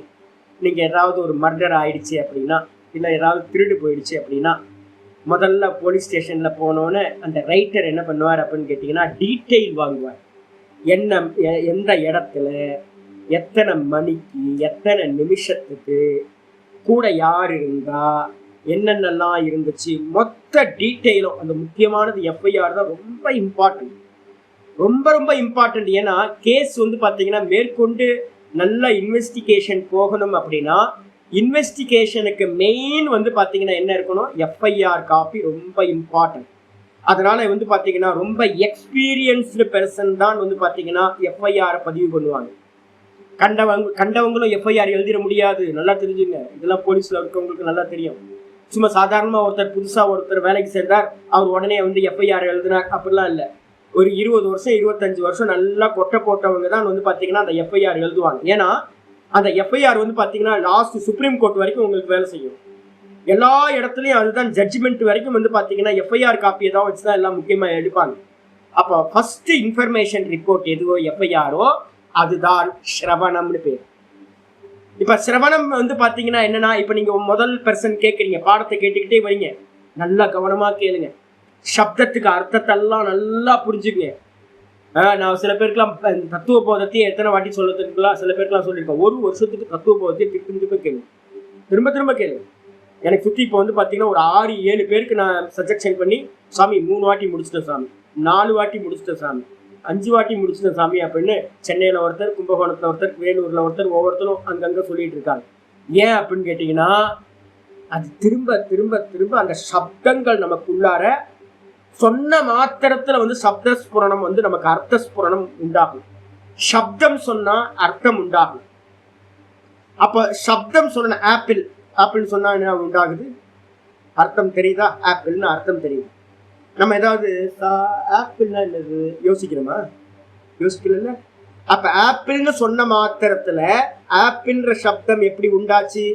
சின்ன குழந்தையில வந்து கிண்டர் கார்டன்ல போகும்போது என்ன பண்ண, பிளே ஸ்கூலுக்கு போகும்போது மிஸ் என்ன பண்ணுவாங்க, கூப்பிட்டு ஆப்பிள் எடுத்து காட்டி A for apple, A for apple அப்படின்னு சொல்லி கொடு. அங்க வந்து பாத்தீங்கன்னா ஏகப்பட்ட வாட்டி குழந்தைங்க வந்து தப்பு பண்ணிக்கிட்டே இருக்கும். இது இது இது ஆப்பிள் இல்லை, இது என்னதுன்னு யோசிச்சுட்டே இருக்கும். வீட்டுக்கு வந்தோடனே வந்து பாத்தீங்கன்னா அம்மா சொல்லுவாங்க, இன்னைக்கு என்ன ஸ்கூல்ல சொல்லி கொடுத்தாங்க அப்படின்னா, இன்னைக்கு ஏ ஃபார் ஆப்பிள் அம்மா சொல்லி கொடுப்பாங்க. A for apple, A for apple, A for apple. இந்த குட்டிக்கு வந்து பார்த்தீங்க அப்படின்னா வீட்டில் 4-5 வாட்டி ஆப்பிள் ஆப்பிள் ஆப்பிள்னு சொல்லி ஃபிக்ஸ் ஆயிடுச்சு. அப்படின்னா ஆப்பிளை பார்த்தா ஆப்பிள்ன்ற எண்ணம் வரும். ஆப்பிள்ன்ற எண்ணம் வந்துச்சு அப்படின்னா வெளியில வந்து அதோட ஆக்காரம் வந்து வந்துடும். பேரை சொன்னா ரூபமும், ரூபம் சொன்னா பேரும் நமக்கு வந்து ஸ்புரணம் ஆச்சு அப்படின்னா அதுக்கு பேர் தான் ஞானம் அப்படின்னு பேர். அப்ப ஞானம்ன்றது என்னன்னு கேட்டீங்கன்னா முதல்ல பதார்த்தங்களா தெரிஞ்சுக்கிறது. அதான் சொல்லுது ஞானசிய ஸ்வாத்ம உற்பத்தி, கமா போட்டுங்க, ஸ்வாத்ம ஞானசிய உற்பத்தின்னு மாத்திக்கணும். ஸ்வாத்ம ஞானசியனா முதல்ல தன்னை பற்றிய அறிவு. முதல்ல என்னது, ஆத்மான்னு சொல்லக்கூடிய தன்னை பற்றிய அறிவு. ஞானம் வந்து பாத்தீங்கன்னா உற்பத்தி ஆகிறது, தன்னை பத்தின ஞானம் உற்பத்தி ஆகிறது. ஓ நான் பாக்குறவனா, அப்ப நான் தேகம் இல்லையா, நான் மனசு, நான் புத்தி, இந்திரியங்கள்லாம் நான் இல்லையா, அப்ப நான் வந்து பாத்தீங்கன்னா பாக்குறவனா, நான் சச்சிதானந்தமா? ஆமா, நான் சச்சிதானந்தம், வெறும் கான்சியஸ்னஸ் அப்படின்னு வந்து பாத்தீங்கன்னா நானை பத்தின முதல் இன்ஃபர்மேஷன் வந்து பாத்தீங்கன்னா உங்களுக்கு எஃப்ஐஆர் சிரவணத்து மூலமா கிடைச்சிடுறது. சரி, கிடைச்சு யாராவது வந்து பாத்தீங்கன்னா தூக்கி ஓரமா போட்டு போயிட்டாங்கன்னா ஞானம் நழுவி போகும். அதுக்கப்புறம் ஃப்ளட்டில் வந்து சம்சாரம்ன்ற ஃப்ளட்டில் அடிச்சுட்டு போயிடுவீங்க. அதுக்கப்புறம் என்ன ஆகும்னு கேட்டீங்கன்னா, ஞானத்தை எடுத்தவன், குருநாதர்கிட்ட இருந்து ஞானத்தை எடுத்தவன் என்ன பண்ணணும்னா ஏகாந்தத்தில் இருந்துக்கிட்டு குருநாதரே லாஜிக்கல்லாம் சொல்லி கொடுத்துருப்பார். அந்த ஞானத்துல திரும்ப திரும்ப ஆவருத்தி பண்ண பண்ண பண்ண ஒரு வாட்டி கேட்டா பத்தாது. அதுக்காக தான் வந்து பார்த்தீங்கன்னா நாத பிரம்மத்தை நான் சொல்லுவேன், நாத பிரம்மத்தை மெதுவாக பண்ணுங்க, இன்னைக்கு போட்டா என்ன, நாளைக்கு போட்டா என்ன, காலையில் போடுங்க பாடத்தை வந்து பார்த்தீங்க அப்படின்னா அப்லோட் பண்ணுறதுக்கு இவர் வந்து பார்த்தீங்கன்னா மெனக்கெட்டுக்கிட்டு இருப்பார். மத்தியானம் வந்து பார்த்தீங்கன்னா அதை வந்து எடிட்டிங் பண்ணணும், அதெல்லாம் நிறைய வேலையெல்லாம் இருக்குது. மத்தியானம் தூங்க மாட்டார். அப்புறம் சாயந்தரம் 5:30 மணிக்குள்ளே நமக்கு அடுத்த கிளாஸ் முடியறதுக்கு முன்னாடியே பாடம் கேட்டுக்கிட்டே சைடு பை சைடாக என்ன பண்ணுவார் அப்படின்னா, அடுத்த 5:30 மணிக்கு கிளாஸ் வந்து பார்த்தீங்கன்னா 5:15 5:30க்குலாம் கிளாஸ் அப்லோட் ஆகிடும் உங்களுக்கு. என் பாடத்தை ஜீவன் முக்தி விவேகம் கேட்டுக்கிட்டே அடுத்த அந்த பாடத்தையும் நோட்ஸ் எடுக்கணும். எந்தெந்த இடத்துல நிமிஷம் போடணும், நான் கொடுக்குற கொட்டேஷன் எல்லாம் எந்தெந்த நிமிஷத்துல என்னென்ன கொட்டேஷன் கொடுக்குறாருன்னு ஒரு நோட்டை வச்சு எழுதிக்கிட்டே வருவார். ஒரு பக்கம் எழுதிக்கிட்டே வருவார், ஒரு பக்கம் அப்லோட் பண்ணிக்கிட்டே இருப்பார். அடுத்த ஒரு கிளாஸ், காலையில கிளாஸ், கீதா கிளாஸ். ஏன் அப்படின்னா எங்க இவ்வளோ அவஸ்தப்படுறீங்க, கூட ஈவினிங் நைட் 10 மணிக்கு போட்டுக்கலாம், ஃப்ரீயா போய் அதுக்கப்புறம் போட்டுக்கலாம். அப்போ நான் சொல்லுவார் என்னன்னா, இல்லை சாமி 5 மணிக்கு வெயிட் பண்ணுவாங்க. காலையில பாடம் படிச்சவங்க திரும்ப கேட்கறதுக்கு 5:30 மணிக்கு வெயிட் பண்ணுவாங்க சாமி, போட்டுருவோம். அந்த ரொட்டீனா என்ன இருக்கோ அதை கேட்கணும். எதுக்கு அப்படின்னா காலையில பாடம் படிச்சவங்க திரும்ப ஈவினிங்ல கேட்கணும்னு இருக்காங்க. அப்ப ஏன் கேட்கணும் திரும்ப அப்படின்னா, முதல் முறை சொல்லும் போது காலையில ஒரு வாட்டி கேட்கும் போது பாடம் உள்ளுக்குள்ளார சப்த ஞானம் உள்ள போகாது. அதை வந்து A for apple, A for apple, A for apple. நம்ம டேபிள்ஸ்லாம் சின்ன வயசுல படிச்சிருப்போம்ல, வாய்ப்பாடு படிச்சிருப்போம். ஓ 2 2 2 2 4 3 2 6. சின்ன வயசுல 3ஆம் கிளாஸ் 2ஆம் கிளாஸ் படிக்கும் போது இப்படி தானே எங்கேயாவது ஸ்கூல்ல போனா இது எல்லா ஸ்கூல்லையும் நடந்துகிட்டு இருக்கும். கிளாஸ் ரூம்ல எல்லாம் ஆவர்த்தி பண்ணோமா, கண்டஸ்தம் பண்ணிக்கிட்டே இருந்தோமா. டெக்ஸ்ட் எல்லாம் வந்து பாத்தீங்கன்னா இங்கிலீஷ் எஸ்ஏ எல்லாம் கண்டஸ்தம் பண்ணோமா. திருக்குறள் 4 அடியாரெல்லாம் மனப்பாடம் பண்ணி பார்த்தோமா. 10 முறை சொல்லி நிற்காது, திரும்ப திரும்ப ஆவர்த்தி பண்ணோமா. ஆமா, அதே ஆவர்த்தியை தான், ஆவர்த்தினா ரிப்பீட்டேஷன். அதே ரிப்பீட்டேஷனை வந்து பாத்தீங்கன்னா சாஸ்திரத்திலையும் நீங்க என்ன பண்ணணும், பண்ணியாகணும். சப்தம் நம்ம சொன்ன மாத்திரத்துல அர்த்தஸ்புரணம் வருது அப்படின்னா உங்களுக்கு ஞானம் உண்டாயிடுச்சுன்னு அர்த்தம். இதுக்கு நீங்க கடுமையா உழைக்கணும். சரி, உழைச்சாச்சு, ஞானம் வந்துருச்சு. அந்த ஞானத்தை வந்து பாத்தீங்கன்னா என்ன பண்ணணும், எப்படி நான் அப்ப இந்த தேகம்லாம் இல்லையா, இன்னும் பொய்யா, எப்படி பொய்யா இருக்கும், இந்த ஜெகத்து இல்லையா, எல்லாம் இருக்க. சாமி பாடம் எடுத்துட்டு இருக்கா, நான் பாடம் கேட்டுக்கிட்டு இருக்கேன், இல்லைன்றாரு. நீங்களும் இல்லை நானும் இல்லைன்றாரு. என்ன பைத்தியக்காரத்தனமா இருக்கு, உலகமும் இல்லைன்றாரு. அது எப்படி இல்லாம போகும், நான் ஒருத்தன் தான் இருக்கேனா, எப்படி நான் ஒருத்தன் தான் இருக்கேன். ஆத்மா ஏக்கம், ஆத்மா ஏக்கமா, அங்கங்க ஏக்கம் இருக்கு, நான் தான் ஏங்கி போயிருக்கேன். நான் ஆத்மாலாம் ஏக்கம்லாம் இல்லை, மொத்த ஜெகத்து வேற வேற ஜீவராசிகள்லாம் இருக்கு, நான் எப்படி ஒருத்தனா இருப்பேன். இதெல்லாம் இல்லவே இல்லைன்னு எப்படி இருக்கும். நான் சம்சாரியா இருக்கேன், சம்சாரியில ஆனந்த சுரூபம்னு சொல்லுது. நான் எங்க ஆனந்தமா இருக்கேன், நான் மகா துக்கையா இருக்கேன். அப்போ நிறைய கொஸ்டின்ஸ் வருமா. அப்ப அந்த கொஸ்டின்ஸ் எல்லாத்தையும் என்ன பண்ணணும் அப்படின்னு கேட்டீங்கன்னா, ஆச்சாரியர் சொல்றாரு என்னன்னா, ஞான உற்பத்தி பரிபாக்க ஹேத்து யுக்தஸ்ய. இந்த ஞானம் பரிபக்குவத்தை அடையும். இந்த பரிபக்குவம் அடையணும்னா, ஞானம் வந்து பாத்தீங்கன்னா நல்ல பரிபக்குவத்தை அடையணும்னா என்ன பண்ணணும்னு கேட்டீங்கன்னா, அது கூட வந்து பாத்தீங்கன்னா யுக்தியை கலக்கணும். யுக்தினா லாஜிக். எப்படி எப்படி எப்படி எப்படின்னு கேள்வி கேட்கணும். மனநம் ஃபுல்லா கேள்வி கேட்டு மனநம் பண்றது. கேள்வி கேட்டு ஓ இதுதான் ஆன்சர், இதுதான் ஆன்சர், இதனால இது பொய், இதனால இது பொய், இதனால இது சத்தியம் இல்லை, நான் ஏக்கம் தான், நான் வந்து பாத்தீங்கன்னா ஒருத்தன் தான், நான் வந்து ஆனந்த சுரூபம் தான் அப்படின்னு வந்து நான் தேகம் இல்லை, நான் மனசு இல்லை, நான் புத்தி இல்லை அப்படின்னு நிறைய லாஜிக்கோட சேர்ந்து சாஸ்திரத்துல இருக்கு. பிருகதாரண்யம், மாண்டுக்கியம், பிரம்மசூத்திரம், இதெல்லாம் வந்து பாத்தீங்கன்னா லாஜிக், நிறைய லாஜிக் இருக்கு. இந்த லாஜிக் எல்லாம் யூஸ் பண்ணி இந்த ஞானத்தோட நீங்க எப்ப என்ன பண்ணீங்க, ஆட் பண்றது வந்து பாத்தீங்கன்னா யுக்தியை மிக்ஸ் பண்ணீங்க அப்படின்னா இந்த ஞானம் ஒரு பரிபக்குவத்தை அடையும். நான் எல்லாத்துக்கும் சொல்றது, ஒரு நோட்டு தனியா வச்சுங்க, உங்களுக்கு உண்டாகிற ஒரு அல்ப சந்தேகம் கூட வந்து பாத்தீங்கன்னா வேல்யூபிளானது. ஒருத்தருக்குள்ளார சந்தேகம் வருது அப்படின்னா, அப்போ உள்ள போன ஒரு சப்தம் உங்களுக்குள்ளார ஒரு சந்தேகத்தை ரைஸ் பண்ணுது அப்படின்னா அதை அலட்சியப்படுத்தாதீங்க, ரொம்ப வேல்யூபிளா இருக்கும். அப்போ நீங்க என்ன பண்ணுங்க, இமீடியட்டா வந்து பாத்தீங்கன்னா சந்தேகங்களை எழுதி வச்சுக்கிட்டே வாங்க. சந்தேகங்கள் ரொம்ப கோல்டு, நமக்கு வந்து பாத்தீங்கன்னா கோல்டோட வேல்யூ ஆனது. எழுதி வச்சுக்கிட்டே வாங்க. ஒரு 3 மாசம் கழிச்சு பாருங்க, 6 மாசம் கழிச்சு பாருங்க, சந்தேகமே இருக்காது. அதுக்கான தீர்வு உங்கள்கிட்ட இருக்கான்னு பாருங்க. அப்ப இந்த யுக்தின்னு சொல்லக்கூடிய லாஜிக்கோட வந்து பாத்தீங்கன்னா இந்த ஞானத்தோட லாஜிக் சேரும் போது அந்த ஞானம் பரிபக்குவத்தை அடையும். அதான் இங்க சொல்றாரு, பரிபாக்க ஹேத்து யுக்தஸ்ய. அது மட்டும் இல்ல, கூடவே என்ன ஆயிடும், அந்த லாஜிக் படி என்ன பண்ணுவோம், பிரதிபக்ஷ விஹீனஸ்ய. பிரதிபக்ஷம் அப்படின்னா நமக்கு ஆப்போசிட்டா என்னெல்லாம் பிலாசபி இருக்கோ. இப்ப நான் உங்களுக்கு சொல்றேன், புரிஞ்சா போதும் வேதாந்தம் தப்பு அப்படின்னு சொல்றேன். அது பாத்தீங்கன்னா இப்ப சித்தாந்தத்துக்கு பிரதிபக்ஷம். அப்ப நான் வந்து பாத்தீங்கன்னா அந்த பிரதிபக்ஷம் சொல்லக்கூடிய ஆப்போசிட், பிரதிவாதி நம்ம சொல்லுவோம், வாதி பிரதிவாதி நம்ம சொல்லுவோம். நமக்கு ஆப்போசிட்டா வந்து பாத்தீங்கன்னா யாரெல்லாம் இருக்காங்களோ, துவைத்த மதங்கள் இருக்கோ, இந்த உலகம் சத்தியம், தெருவுல இறங்குனாவே இந்த உலகம் சத்தியம் தான் எல்லாம் நினைச்சுக்கிட்டு இருக்காங்க, வீட்டுக்குள்ளாரே அப்படிதான் நினைப்பாங்க. நம்ம தேகம் அப்படின்னா எல்லாம் சொல்லிட்டு இருக்காங்க. டாக்டர்கிட்ட போனீங்கன்னா தேகத்தை பார்த்துக்குங்க, தேகத்தை பார்த்துக்குங்க, தேகத்தை பார்த்துக்குன்னு தான் சொல்லுவார். சாஸ்திரத்துக்கு வந்தா நீ தேகம் இல்லை தேகம் இல்லைன்னு. என்னடா இது தேகம் இல்லை தேகம் இல்லைன்னு சொல்லுது, ஒரு டாக்டர் சொல்றாரு தேகம் தேகம்ன்றார். இப்ப எதை எடுத்துக்கிறது? அப்ப பாத்தீங்கன்னா வாஸ்தவத்துல நம்மளை சுத்தி இருக்கிற எல்லா பிரதிபட்சங்களையும், ஆப்போசிட்டா இருக்கக்கூடிய பிரதிவாதங்களையும் என்ன பண்றது அப்படின்னு கேட்டீங்கன்னா, விஹீனஸ்ய மனனத்து மூலமா இது தப்பு இது தப்பு, இந்த லாஜிக்னால இது தப்பு, இந்த லாஜிக்னால இது தப்பு அப்படின்னு எல்லாத்தையும் மனனத்து மூலமா நீக்கி, சிரவணம் மனனம் ஆயாச்சு. யத்து அதுக்கப்புறம் சிரவண மன்னத்துக்கு அப்புறம் என்னது? நிஷ்டா நிதித்தியாசனம் வந்துருது. நிதித்தியாசனம் என்னது? யத்து ஆத்மானுபவ நிச்சய அவசானத்துவம். புரிஞ்சா போதுன்றவங்க யாரெல்லாம் பாடம் கேட்டிருக்கீங்களோ இந்த வார்த்தையை அப்படியே இது பண்ணுங்க. ஆத்ம அனுபவ. அப்ப நான் தேகமில்லைன்றது பாடம் கேட்டேன், நான் தேகமா இருக்க முடியாதுன்னு லாஜிக்க வச்சு அந்த ஞானத்தை ஸ்திரப்படுத்தினேன். அதுக்கப்புறம் அந்த நான்லயே நிக்கிற பிராக்டிஸ் பண்ணி பண்ணி பண்ணி எனக்கு பாத்தீங்கன்னா ஒரு ஆத்மானுபவம் உண்டாகும் போது நான் ஏக்கம்ன்ற அனுபவம் உண்டாகுது. அந்த ஏக்கம்னு சொல்லக்கூடிய தேகமில்லாத நானோட ஆத்ம அனுபவம் உண்டான மாத்திரத்துல சாஸ்திரம் சொன்னது எல்லாம் பாத்தீங்கன்னா நிச்சயமாகி விடுகிறது. நான் ஏக்கமேவ அத்விதீயம், அமலம், விச்சலம், நிர்மலம் அப்படின்னு என்னெல்லாம் ஆத்மாக்கு லட்சணங்கள் இருக்கோ அந்த லட்சணங்கள் எல்லாம் என்னிடத்துல நான் பார்த்து நிச்சயம் பண்றேன். எனக்கு அனுபவம் உண்டான மாத்திரத்துல நான் சொல்றேன் சர்க்கரை இனிக்கும் சர்க்கரை இனிக்கும். மகாபெரியவர் சொல்றார் சர்க்கரை இனிக்கும் சர்க்கரை இனிக்கும் அப்படின்னு ஒரு தீசிஸ் பார்த்தீங்கன்னா சப்மிட் பண்றாங்க. பேஜ் பார்த்தீங்க அப்படின்னா சர்க்கரை இனிக்கும்னு ஒரு 1000 பேஜ் தீசிஸ் இருக்குன்னு வச்சுங்க.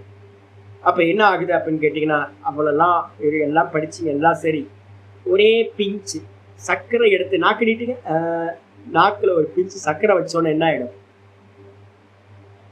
எல்லா தியரியும் வேஸ்டா போயிடும். ஆனா அந்த தியரி பாத்தீங்கன்னா உங்களை எதுக்கு லீட் பண்ணுது அப்படின்னா அனுபவத்துக்கு லீட் பண்ணுது. அனுபவம் வந்த மாத்திரத்துல வேதத்துல என்னெல்லாம் சொல்லப்பட்டிருக்கோ அது எல்லாம் சத்தியம் அப்படின்னு ஆகிவிடுகின்றது. அதுக்கு என்ன பேரு? ஆத்ம அனுபவ. ஆத்ம அனுபவத்தை முடிவாக கொண்டது அவசானம், முடிவாக கொண்டது நிச்சயம். நான் ஆத்மாவா இருக்க, நான் தேகமில்லை அப்படின்ற நிச்சயம் பாத்தீங்கன்னா உடையது, முடிவை உடையது. ஆத்ம அனுபவத்தோட நிச்சயத்தை முடிவாக கொண்டது நிஷ்டா என்ற சப்தத்தால் அபிலாபாத்னு அர்த்தம் சொல்லப்படுகின்றது. நிஷ்டா அப்படின்றதுக்கு அர்த்தம் என்னது? ஆத்ம நிஷ்டான்றதுக்கு அர்த்தம் ஆத்மானுபவம். ஆத்மானுபவத்தை முடிவாக கொண்டது ஆத்ம நிஷ்டா என்ற சப்தத்தால் சொல்லப்படுகிறது. அப்ப என்ன பண்ணணும்? இனி மனசுக்குள்ளார கொண்டு வந்துடணும். எங்கேயாவது ஆத்ம நிஷ்டைன்னு சொன்னாலோ இல்ல ஆத்ம அனுபவம்னு சொன்னாலோ ரெண்டும் வேற வேற இல்லை, ரெண்டும் ஒன்றுதான் அப்படின்னு நிச்சயம் பண்ணுங்க. இதோட இங்க நிக்கட்டு, நாளைக்கு மீதியை பார்க்கணும். ஓம் பூர்ணமத பூர்ணமிதம் பூர்ணாத் பூர்ணமுதச்யதே பூர்ணஸ்ய பூர்ணமாதாய பூர்ணமேவாவசிஷ்யதே.